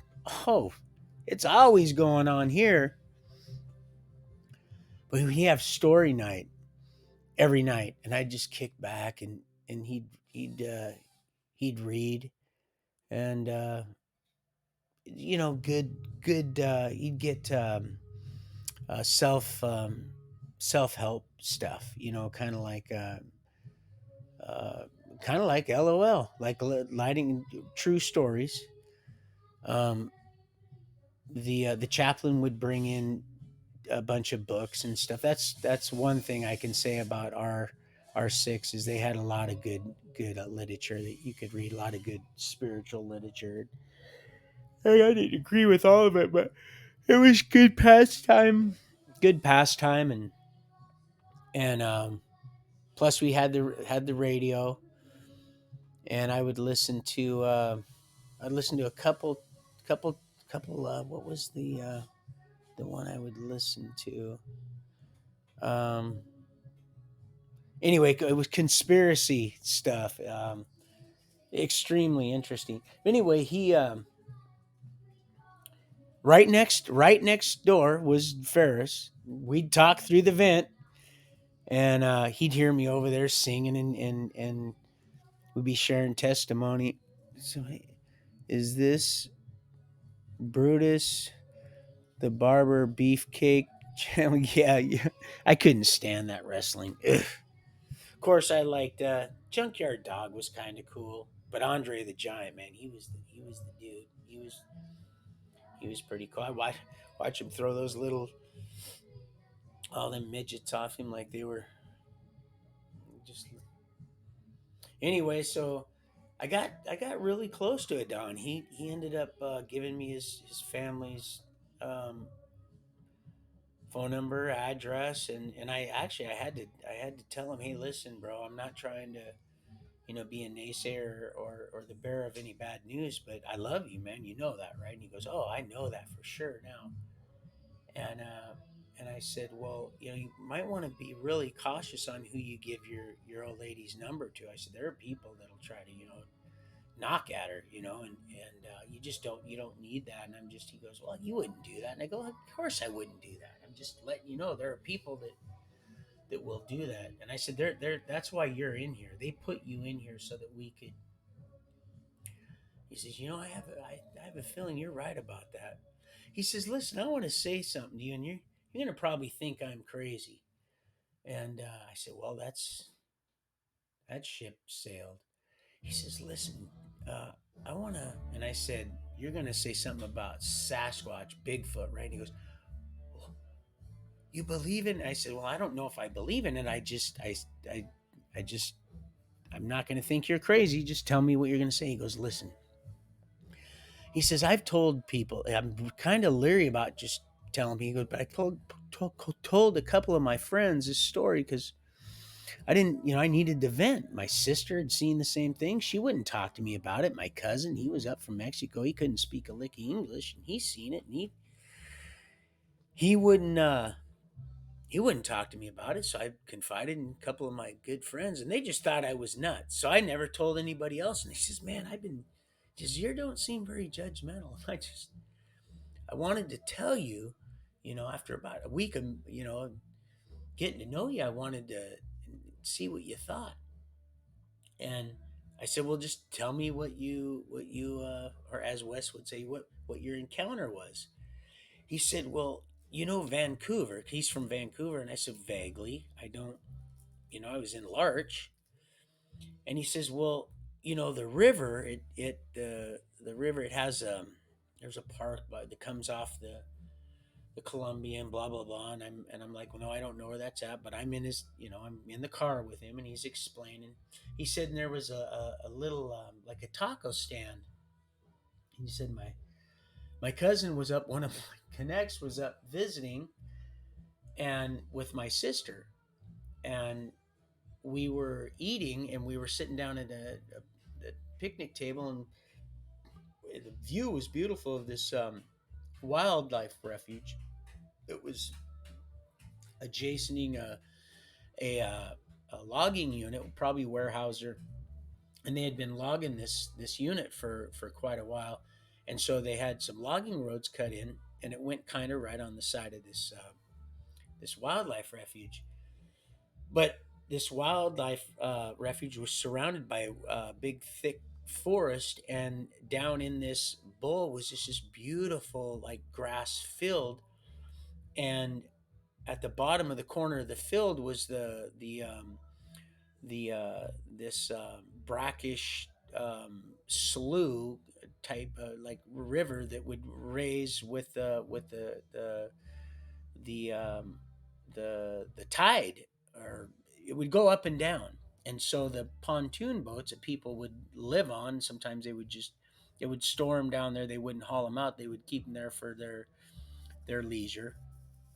Some people lived on them, but when the tide went down or the water went receded, they would rest on the mud.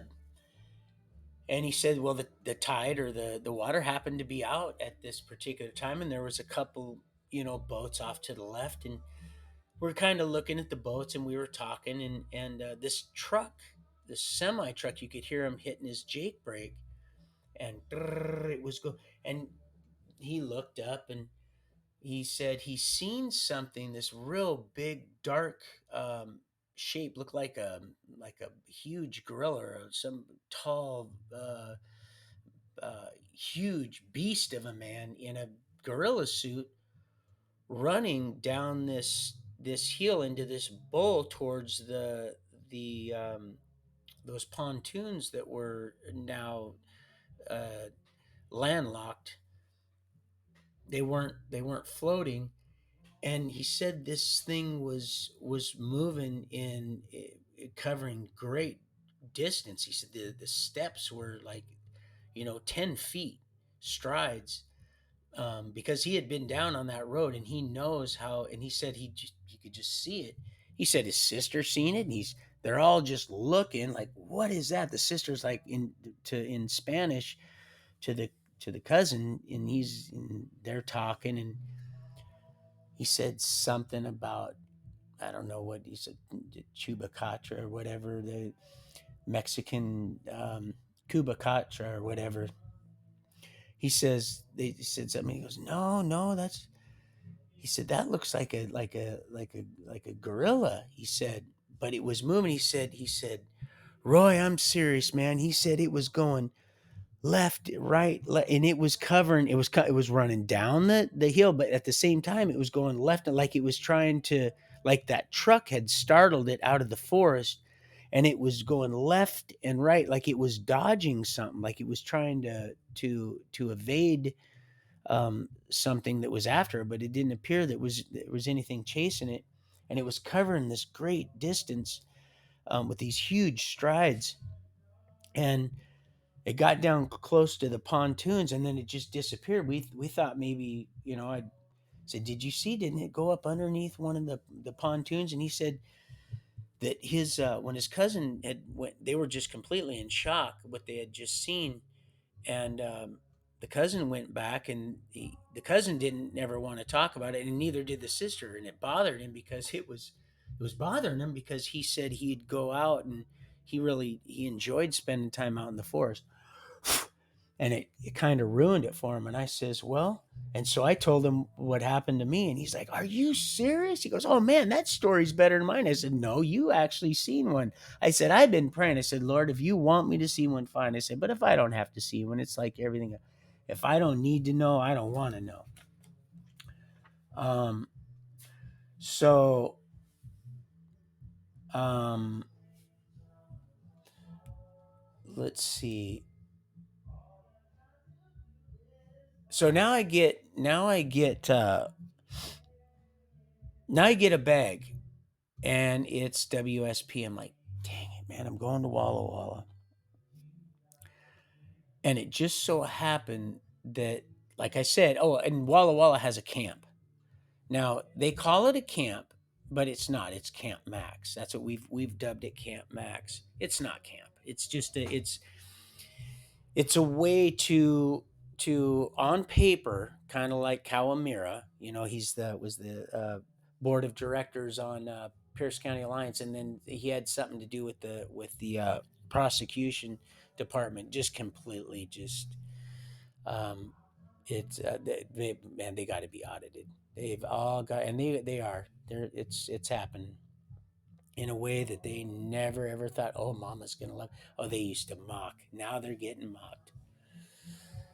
So I'm going to Walla Walla. I'm going to Walla Walla Camp, it says on it. So I'm going to have to take another UA. And I hadn't got my bag yet. But the night before, he had gotten this, because, like I said, it's minimum custody, and everybody knew, people that were, even though he'd never been in trouble, people that were from Vancouver knew Adon, knew he was a whale. He was the man. He supplied that little area with their, the just, I'm not going to mention it, but the Go Fast, and then the black, and the all those, the pills and all that stuff. So much stuff that I couldn't believe when and I'm like, oh my gosh, man, I thought we were cooking, and I mean, you guys were all Chinese dope. And once in a while you get the but the people, like I said, They don't. They ain't gonna pay for it when they can just get all that for this. Why would they buy your stuff? And it's they're just not gonna do it. So that's why they traffic people. They're starting to they're planning. He, a matter of fact, he's the one that told me. He goes, "Oh yeah, they're starting to grow their own poppies now, and because they're not getting any love now. The governments, them in China's got they've got all that wrapped up. They're not playing fair anymore. They're done with that. They've exploited and made it look like it's just that just confuse, control, conquer. So, and then I'm gonna have to wrap this up 30 minutes here because we're gonna visit, and so he got some killer skunk weed from somebody in Pine. They all knew him because he was getting stuff. He'd come back to the cell, and he'd have all kinds of, and plus his wife, she, because I told him I'm not, because like I said, they my interest. So if I got money sent it, they take all of it. They take almost every bit of it. They oh, thanks, bro. And oh, look, Mamba, he's so good to me. Usually I don't eat this corn syrup like this, but I'm trying to stay out corn, grease, corn, and porn. So he's like, "Hey, Steen, I know you're not." He goes, "But you want a puff?" He's out the windows with the, like I said, where we'd feed the animals and stuff, the rats and stuff. Same scenario. Upper. Except I wasn't in five. I was in six this time. So we had keys. With Special K, there were the sliding doors. It was more of a max security. That's where they kept a lot of the gang members and stuff, north and south, and just all the skinheads and stuff. And this was more for the people who were first time down. And so once in a while you get some knuckleheads in there, because it was just kind of overflow also. But it was for having to do time in the R's. It was it sucked, but it was a mild sucking. Um, So I'm like, man, that sure smells good, man. But no, I said, I'm on a program. I'm on a timeline. I have to make sure I keep things playing. He's like, I understand that. The next morning he apologized. He said, I'm so sorry. I should have never smoked that. I said, no, man. I said, it's going to happen to me. And eventually I had to deal with this stuff. My brother's all geeked out. They're rolling big old steamrollers, smoking high on everything in Larch. I said, you just have to finally just go and sin no more. And he's like, well, I'd really admire that. And I'm like, well, I wasn't always this way. I said, I have to give it to our Heavenly Father. And he's like, right. Well, it just so happens that night I got my bag, and the next day I had to go take a UA.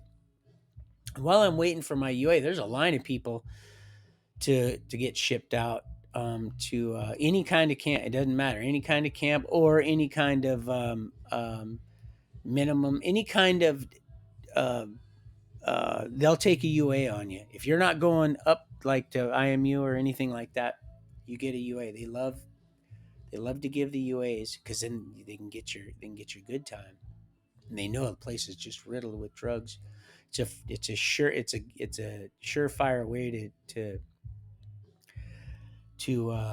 old Hotel California. You can check out any time you like, but you can never leave. And so uh, let's see.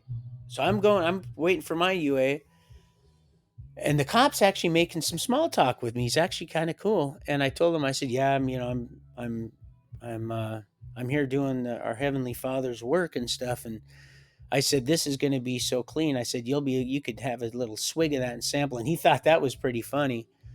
Um, and he says, you know how many times I've heard that before, fella? And he goes, just the last five people told me their UA was going to be clean and dirty as can be. And I says, yeah, I get it. I said, but this one here, I said, you're going to have the pleasure to go ahead and mark this one as and he actually was surprised when it came back instantly, as he's standing there Peter gazing. And I gave him and he puts the lid on, he looks at it, he spins around, he goes, it is clean. Well, he actually went out there and told the cop, oh, this guy, he's been around for years, major asshole.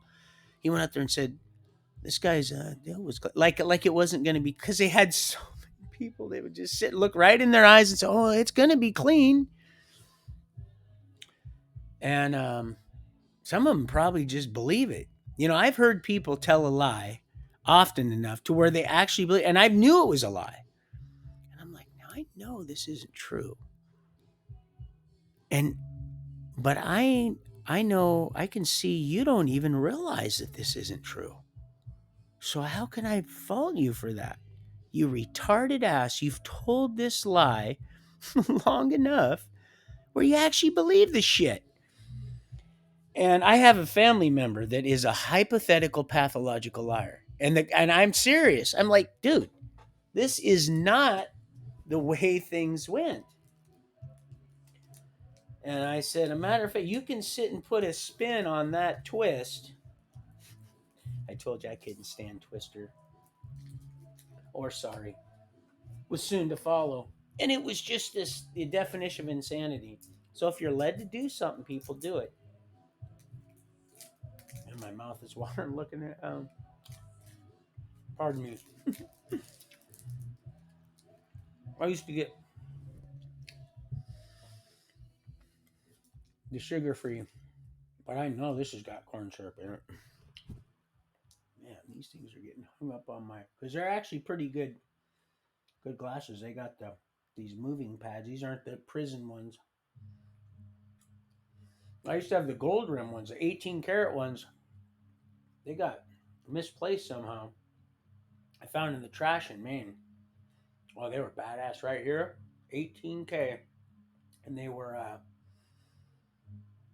tortoise shell nose pieces, and then the wire, the wire like the linen. They were pretty nice. As a matter of fact, I'm on God's Way.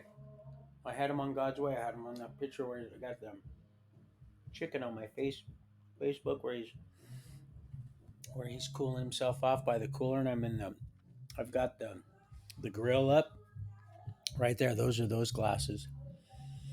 Those are the good ones. Anyway, so I clean UA. So the next morning, 3:30, I'm up. I'm on the bus, and I'm heading to ass aching ride too.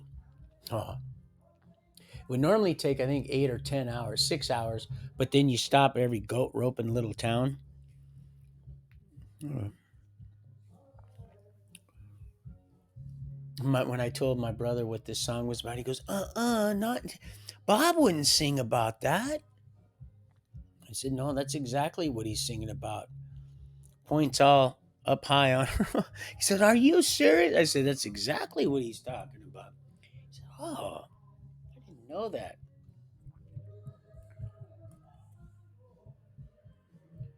By the sword. Sweet to some, bitter to others. It's two-sided for a reason. Sharp, sharp, sharp. It's a cutting fool. Um,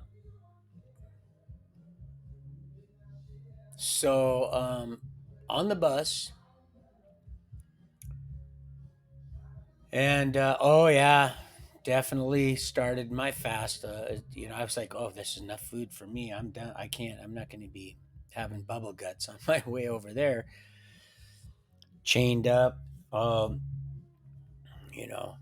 made sure I got a seat by myself. And then once we got to a county, because the counties, um, they would take from county to county, and so I'm like, seats taken. No, I sat way in the back. I always like sitting in the back. I didn't care if it was warm. The motor was sitting on that. Well, of course, the shitter was right behind me, and then the guard shack.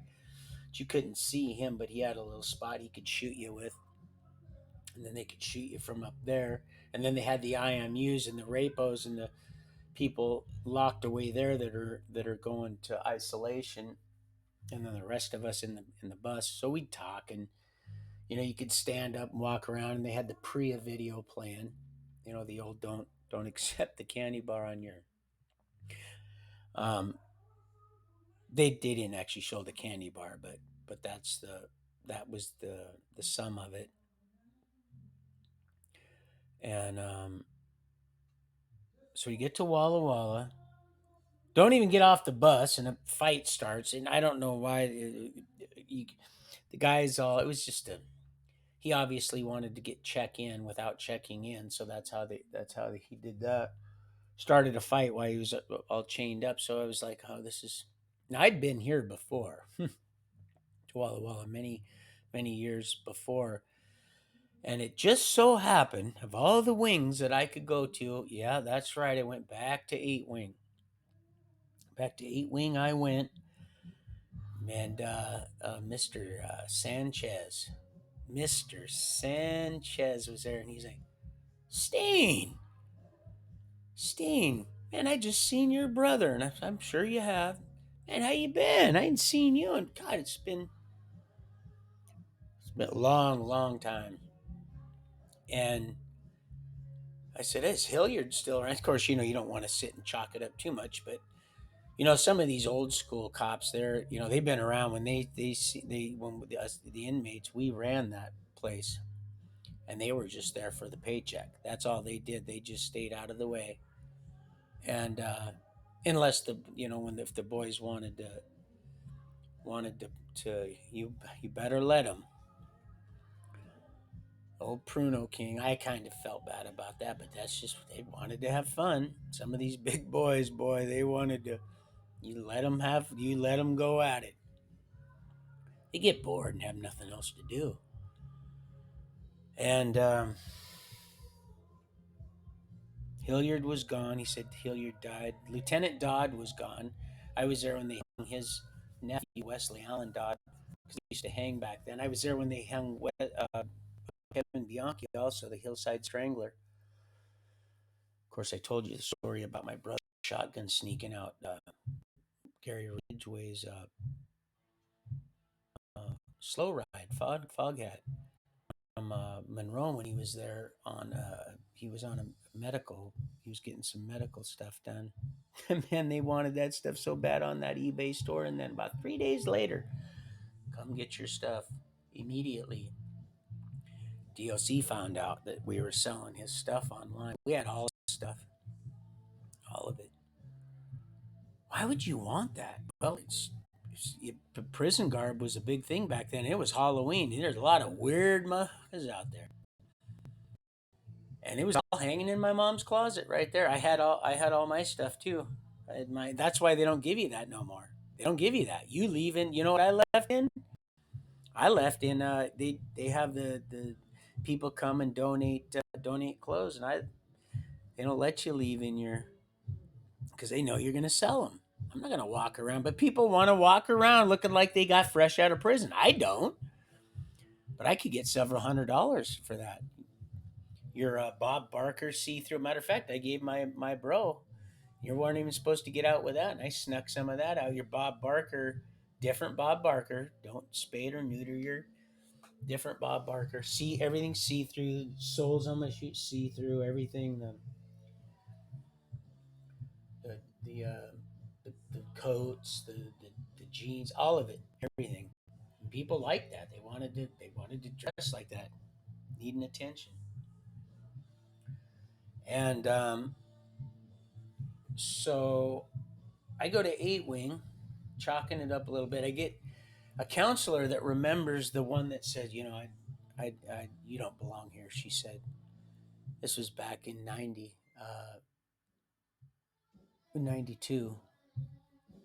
And she says, you don't belong here. She says, I see a lot of people. She goes, you don't belong here. She says, I'd like to give you a hug. She goes, but I can't. She didn't even put her head up. She put her eyes. They were had us just they had us completely surveyed. And I needed her. The first time I broke down and cried in so many years. Because she told me she validated the fact that I was actually a human being. And didn't even know my had no identity. Didn't even my gave birth to me. Didn't even write my own last name down, and didn't even call one witness. Not one. He told dad, and I said, "Oh, by the way, oh, and then here's all your records too," which was a crime itself. Whole box this big, all on just little old me. But you know how long it probably took him to sanitize that, go through all that stuff, to sit and read through all that stuff. Go, oh, we can't have that in there. Let's see. Oh, we can't have that. Can't have that. So usually they throw away stuff in the archives that, for good reason, that doesn't have a red flag attached to it. And usually that's sad reality is that's usually what happens. But somebody made a stink about little old Donnie Steen somewhere, because old Kent said, "Hey, what's this about?" Years later, they didn't even call him. They didn't even. Matter of fact, I I didn't ever want to hear that name again. And I looked up to that guy so much, I was crushed when I heard him. I was like, "Oh my God, what do you?" I forgot all about that guy, and I was sinking in my chair. I was like, "Oh my God, I didn't want to be viewed that way." That's why the Lord sent. Well, He was preparing Bonnie and I both for each other, because she was damaged too. Her Bob Cross. Man, it was Bob Cross or Bob. One of them, either the Ryther Child Center with that demon coming out of the shower. Either he was Bob Cross. I know they was Bob, and I know her first boyfriend, the psycho Luciferian satanic weirdo, was also Bob. But I know one of them was Cross, and he used to just do a number to her head, and sad situation. But um, so um, so I get my counselor is what's his name? I need to give him a call too. I actually I happen to like this guy, and of course I love him, but I happen to actually like this guy. Him and I were we. He's like, "I remember that counselor." He goes, My office was right next to hers. You don't you remember? He goes, I think I remember seeing you. I definitely remember your brother. And I'm like, "Yeah, well, who doesn't?" Because he's been, that was his 10th time, 9 times. And I was in, I went right to, let's see, got my duck bag, my lock for my, like I said, they were starting to rivet those locks down, like that was going to make a difference. And this is considered camp now. This is where the people that haven't gotten right, this is the camp for people that can't be at camp. We called it Camp Max. There was no camp about it. Of course, I could have probably got a job outside the walls if I wanted to. They wanted me to pick up body fluids, and that wasn't going to happen. I told them, "You got me messed all up." I finally got this there from Mary. Once I got that, I basically told them, "Listen, I don't care what you." And they said, "Well, you can lose good time if you want." And they did. And after a while, I said, "Well, go ahead, take all the good time you want. I don't care." And he didn't even pull that. Well, your exit date is, let's see, that would make your release date 6/26/25.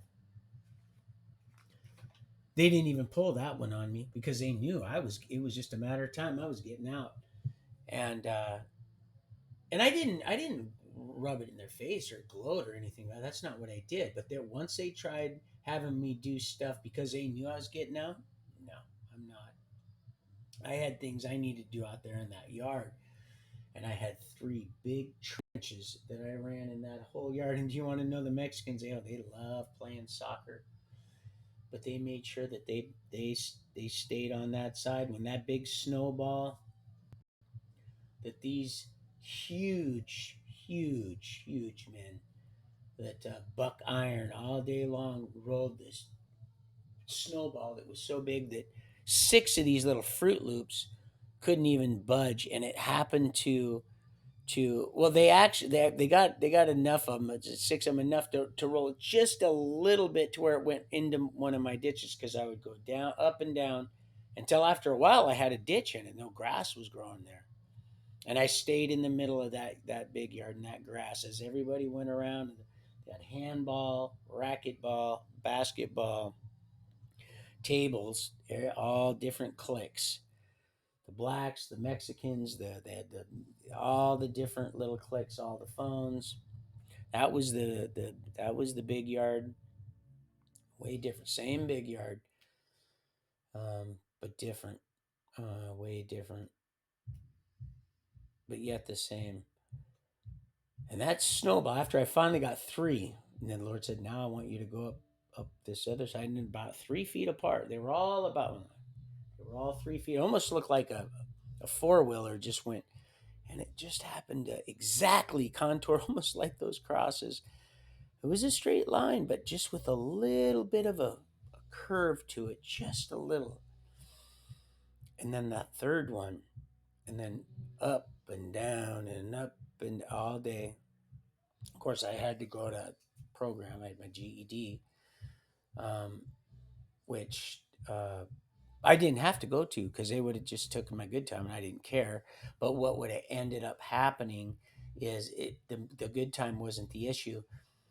If you refused, they would have put you in the hole. And I was thinking to myself, I'm not going to sit in the hole, and I'll go. She lets me, the different teacher, of course, Mrs. E is a thing of the past now, but she this new she also knew. She was like, oh yeah, there, matter of fact, she had a name for. I said, look, I just don't. I'm not going to be picking this up. So if you have a nice video, some music videos, let's do that way. I'll stay out of your hair. I'll be out of trouble and everything, and you could do what you need to do. And but I was good at the history stuff, and I engaged in power. I really needed that at that time. I was, like I said, I was in the skinheads cell. They were up from California. They had separated those, that brought them up to because they would, house different people for whatever reasons. I didn't ask why they were there. I didn't really care, but they were on their own kick. Of course, bunch of my brother's buddies and just acquaintances, just people they knew, or all would come by and, hey, what's up, man? Your brother, this and that, and so they they were more than cordial. They were actually very kind, and I only had one incident with Ryan, young guy coming off the box, and yeah, it almost went south real fast. But I ended up, I said, I'm gonna end up getting out of here, and I just told him, look, I'll be moving out here. I'm looking for another place to move, and so like I understand, he knew because I'm just not down with anything. They'd see me read my Bible every night, and they fed me like I was a king. I didn't want to offend him, So I'm like, Brian, man. He's like, well, then save it for later. And he really meant well. He was all messed up on that shit. He was a good guy. He was just misled. And they were pagans. They were, the Odin and the Thor. And they had the hammer, and they were hammer holders.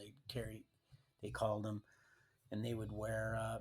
They had a certain no one else could wear. You would end up getting a little checkup from the neck up. You weren't authorized to wear the three braided strand, the certain configuration of braid that they would wear. Anyway, it was that they were able to get it in through the religious card, the pagan deal, which was cool because everybody should have their own. I didn't go to any services at all, not one. Met Big Jim, which his one of his prophecies came true not long ago with the. When I said the bitch must die, that's what he said. He said, I'm going to give you three prophecies. He said the bitch must die. The royal reptilian, the inbred, And pardon me, she's gonna die, but she didn't. The guy did. The Lord said it was the same thing. He remember when you told them, and he even questioned his own prophetic calling because he let me know because he'd listen to me. He'd come and talk to me. He was the one that would watch Fox all the time too, like my buddy Tone Lowe. And he was a rah rah rah. He was all for Trump, and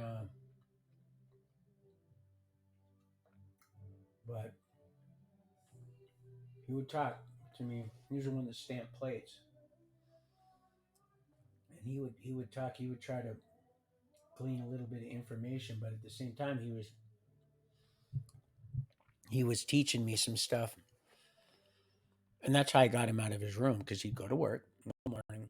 He's a big guy, so I really wanted him to come out and walk with me because I loved him, cared for him, and wanted him to make it to get out because he got shanghaied.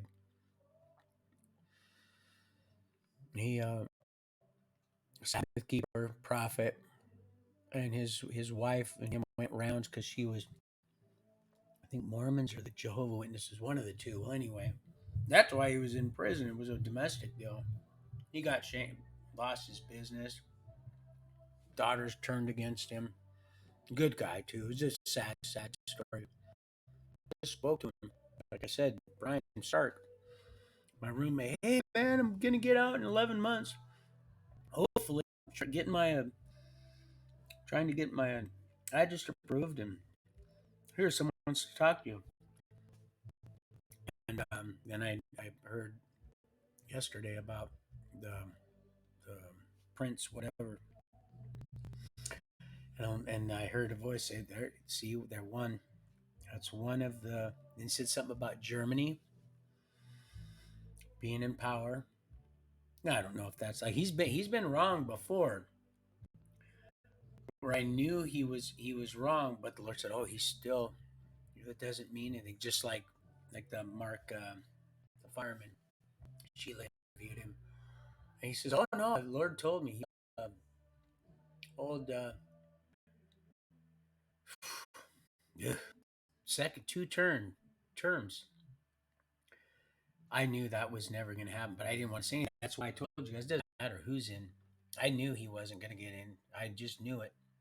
It wasn't meant. It wasn't. They weren't going to allow that to happen. And then those black eyes, and then that heart from her. I was like, oh my gosh, boy, you just saved the raunchy for last. He's like, oh, it's just the beginning.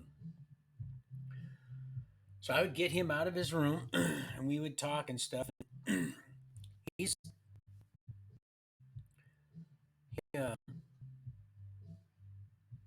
Matter of fact, I threw some scripture verse at him about the shape of the earth and stuff, and oh, it perplexed him. He says, "Now listen, this is exactly what he said." He said one day, he said, "Now you listen here, Steve. I've come to really respect you, and I really have trusted your word. That's a hard thing to say in this place. You know that, right? To get to trust somebody's word." And he said, "But now you're really you're really pushing it with this. You really believe that?" I said, "Oh yeah, 'cause it's true." And he goes, "Man," he goes, I don't know this. I mean, he really had a hard time with it, and the reason he had such a hard time about it because he went and he read Job 38 himself. As a matter of fact, I said read the one before it and read the one after it. He knew all about it, and he knew all about, and he could come back and he just shook his head and he said, "Listen," and he said, "Never mind." He said, "I'm not even." And I said, "You don't have to." Anyway, so he Brian handed him the phone the other day. He wanted me to call his buddy. Had sent him $20, and he wanted him to put it on his phone. He should be getting out here pretty soon. And and then of course Q-Tip, the Kent car caper or whatever he wanted to take. I think he stole a couple cop cars cars too. Took him from one cop's house and parked him at another cop's house. Oh yeah, this guy is something else. And I told him about old Q. He laughed. He laughed. Are you serious, man? Yeah. And then this other guy, his name was, he was in a walker. He had his feet almost blown completely off. Healed him right out in that yard. Innocent, also. One is a pill, waiting to get out. Um, he was still in wire. He had climbed up a pole, and this pole was up. It wasn't supposed to be in service, and it was an old electric line. And he went up, and he had been still in the copper line up there for, you know, half a mile down. He said, and it was on park property. You had to actually go through a park, dealing up a trail, and leave info that, you know, in case you didn't make it down, the ranger would come looking for you. But he said he'd been still in wire there for you know, a long time, and him and his friend were up. He was hooked on that damn Satan's, that meth, and he was clipping this wire, and he said that somehow he got shot. He got zapped. The wire bounced or something, and it arced out. Well, anyway, it shocked him so bad that his friend that was with him said that he seen him smoking, fall. His feet were almost completely blown out, because it was fine. It was trying to find the ground, and it went right out his feet. He said that the guy that fell, the dude I'm referring to, I have his name in here. He lives in Eastern Washington,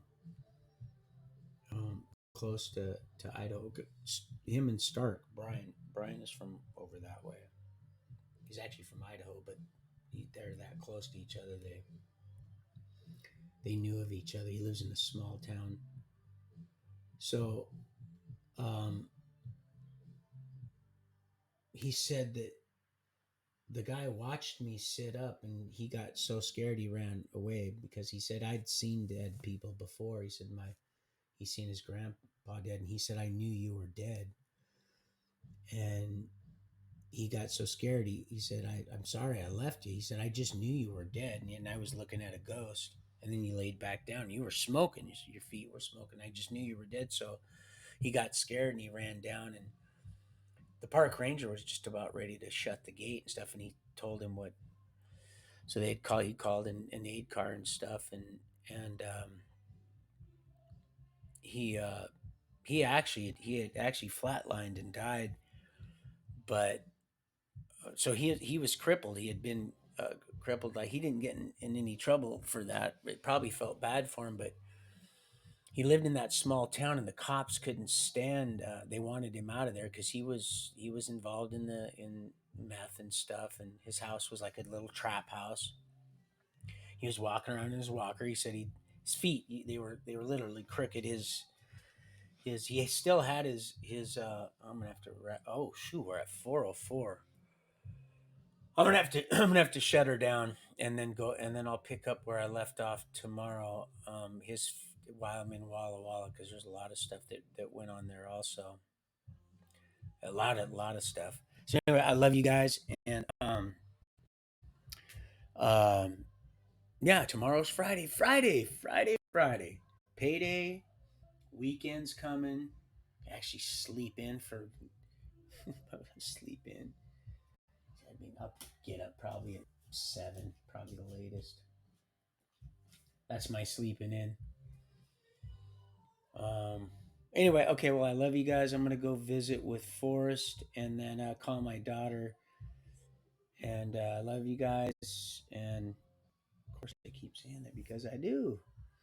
And I'll see you tomorrow. God bless. And stay prayed up. And yes, Mr. L, prayers do they reach the ears of our heavenly fathers. Oh, he just loves to hear your prayers. Okay, I'll see you tomorrow. Love you guys.